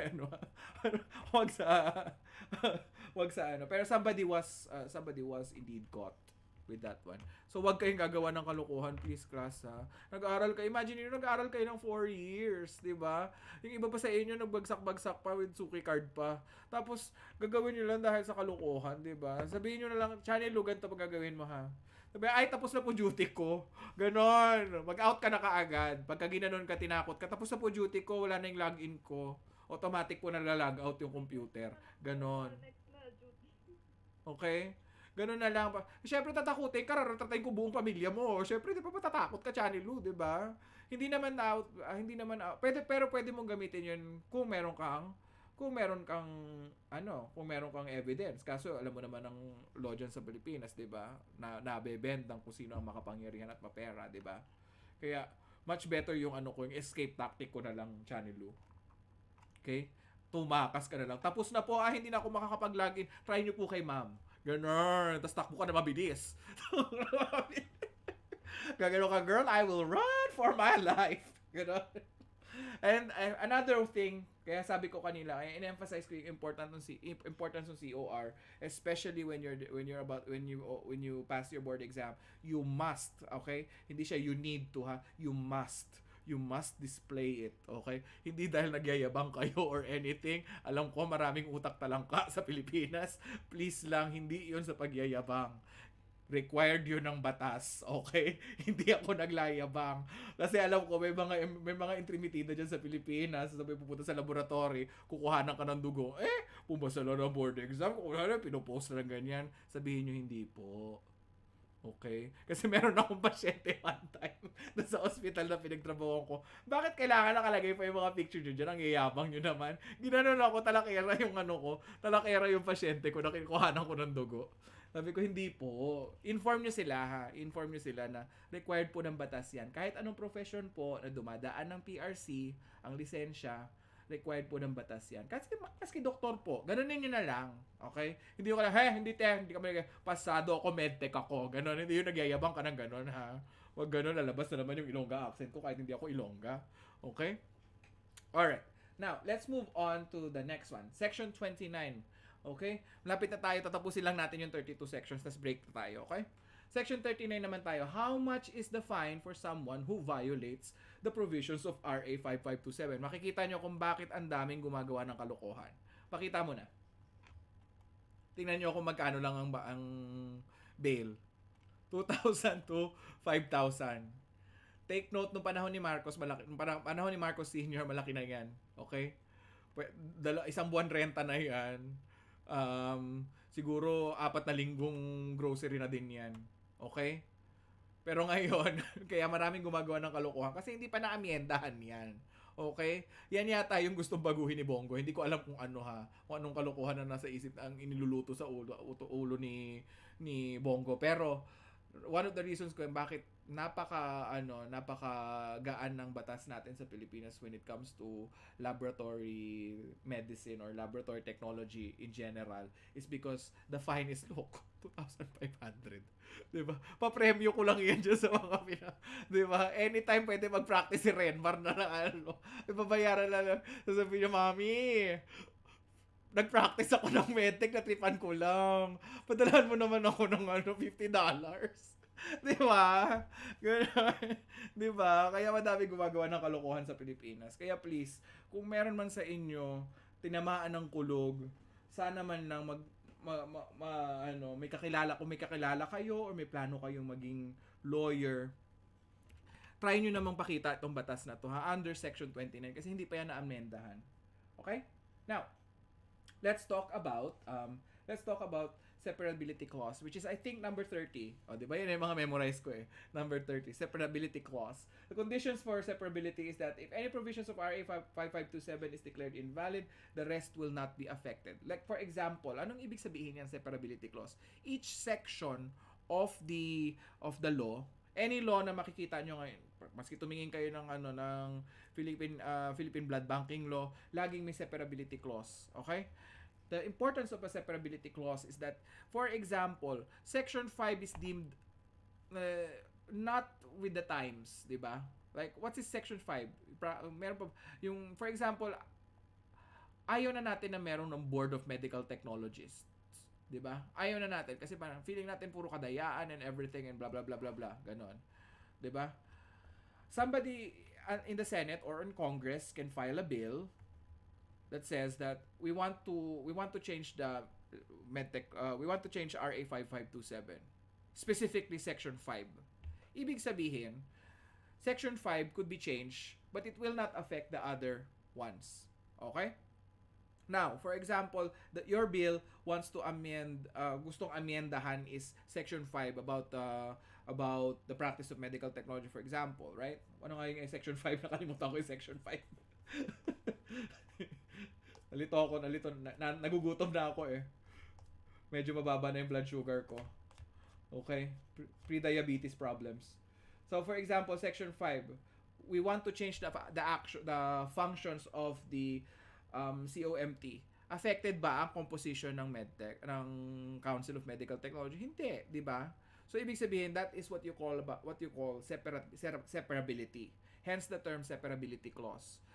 One part of the law by stringent study of lawyers, legislators, and lawmakers like the Senate or Congress, looked at it deeply na hindi pwede siyang separate with the other provisions of the law. Like Section 1 will not be affected. Nabago ba ang definition ng medtech kung pinaltan natin ang Section 5, which is the functions of COMT? Hindi, di ba? So yun yung ibig sabihin ng separability clause. Okay? Malay nyo itanong ko yan, wink wink, 'di ba? Malay nyo itanong ko yan. Nako. 'di ba? Kaya kailangan talaga ninyo mag-attend sa mga lectures ko or manood kayo ng lectures ko kasi minsan nagbibigay na ako ng mga little nuggets na mga itatanong ko sa exam ninyo. Okay? Okay. So, next slide please. Repealing clause. Ano naman yung nire-repeal? Yan ba yung ano naman ang kailangan nating i-repeal? Repealing clause means what? Show them the next slide. Repealing clause, RA 5527, all rules and regulations of the executive order that are inconsistent to it except, so, dinagdag lang yan, 1959 2389 as amended by 422. So they are inconsistent to it except for these three. Okay? The Philippine Medical Act, yung para sa mga doctors, PMA. Okay? Clinical Laboratory Act. So separate din siya nun. Okay? Pwedeng i-amend ang all rules and regulations under and executive orders that are inconsistent to it except for these three. Okay? So walang kinalaman. So lahat ng babaguhin na batas dapat walang kinalaman dito sa tatlong to. Okay? Clear? Repealing. Okay? Next. Effectivity. Okay? Effectivity date. Kailan ang effectivity date? Ilang beses ko na pinaulit-ulit kanina. Effectivity date. Dorothy. Sir, June 1969 po. 1960. Okay. 6/21/1969. Ilang beses ko na yung pinaulit-ulit, 'di ba? This is by President Ferdinand Marcos. Pakidagdag diyan senior kasi nung time na ginawa ko to hindi pa si junior yung student, yung president eh. Okay? Hindi naman natin alam na mananalo pala siya, 'di ba? Hindi naman ako manghuhula. 'Yun ang ibig ko sabihin, wala akong kinikilingan, Mark Segi ha. I am apolitical. Wala akong ibang gustong manalo. Actually, wala. Ang gusto kong manalo si Manny Pacquiao para lahat tayo may pera. Loka ako sa inyo. Diba? Ganon. Alam ko namang hindi mananalo si Manny Pacquiao, pero what ifs? Again, I'm apolitical. Alright. I think that's the end of our discussion for the Medical Laboratory Act of 1969. Medical Technologist Act, rather, of 1969. Can we show the next slide so I don't miss anything? Yeah. Okay. So, what we're going to discuss next is the Clinical Laboratory Act of 1966. This is something to do with the clinical laboratory as a whole. Okay? It's not just the people working in it. And we're just going to pick out which ones are important to us. Okay? We're going to pick out which ones are important to us. We're not going to pick out the other ones that has something to do with engineering, yung mga yung size ng lab, yung mga ganun. Siguro pasadahan lang natin 'yon. Pero I won't ask you to remember every number prior to after this one. Okay?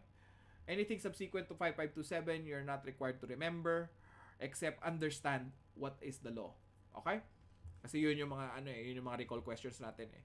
Except of course yung mga number ng mga batas, di ba? Huwag niyo makakalimutan yun, yung mga number. Yung mga RA nila. Okay? Or PD kung ano man yun. Okay? Clear? Clear tayo? We'll continue our discussion later on after how many hours. Medyo maikli lang tong discussion natin na to ngayon. Actually, baka pwede pa nating ipasok yung introduction to histopathology and cytopathology here. Okay? Kasi excited na ako kasi first time ko magturo ng histopath using the American teaching system. Okay? Or using the American curriculum. Okay? So, swerte kayo yung unang-una na makakatikim ng kung paano sila magturo dito sa US nung histopath. And I was given the directive from Sir Marco, which is something that I'm thankful for also. Okay? So, swerte kayo class kasi kayo yung kauna-una. Kayo yung pilot yung pilot class. Anyways, we'll end the lecture here. Okay? Hopefully we have time for the other ones. But anyways,